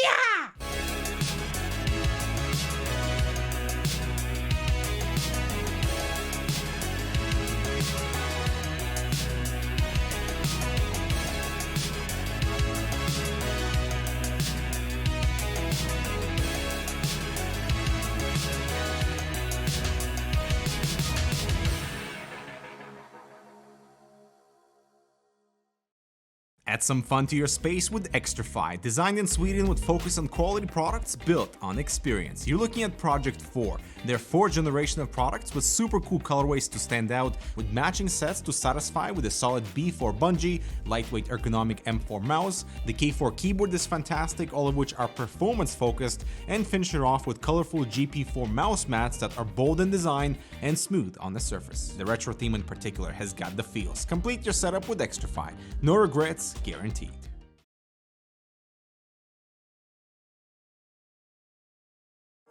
Finally, I found what I was looking for.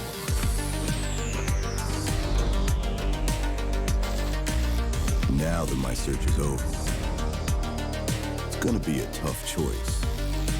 But fortunately, no need to choose. When you can just have them all. Buy and sell skins on Bitskins.com.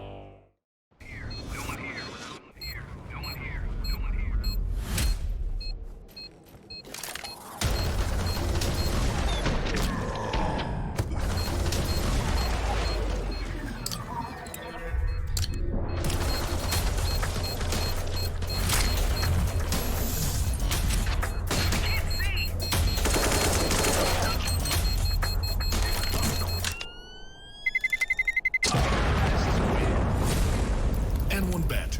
Your bet, your game.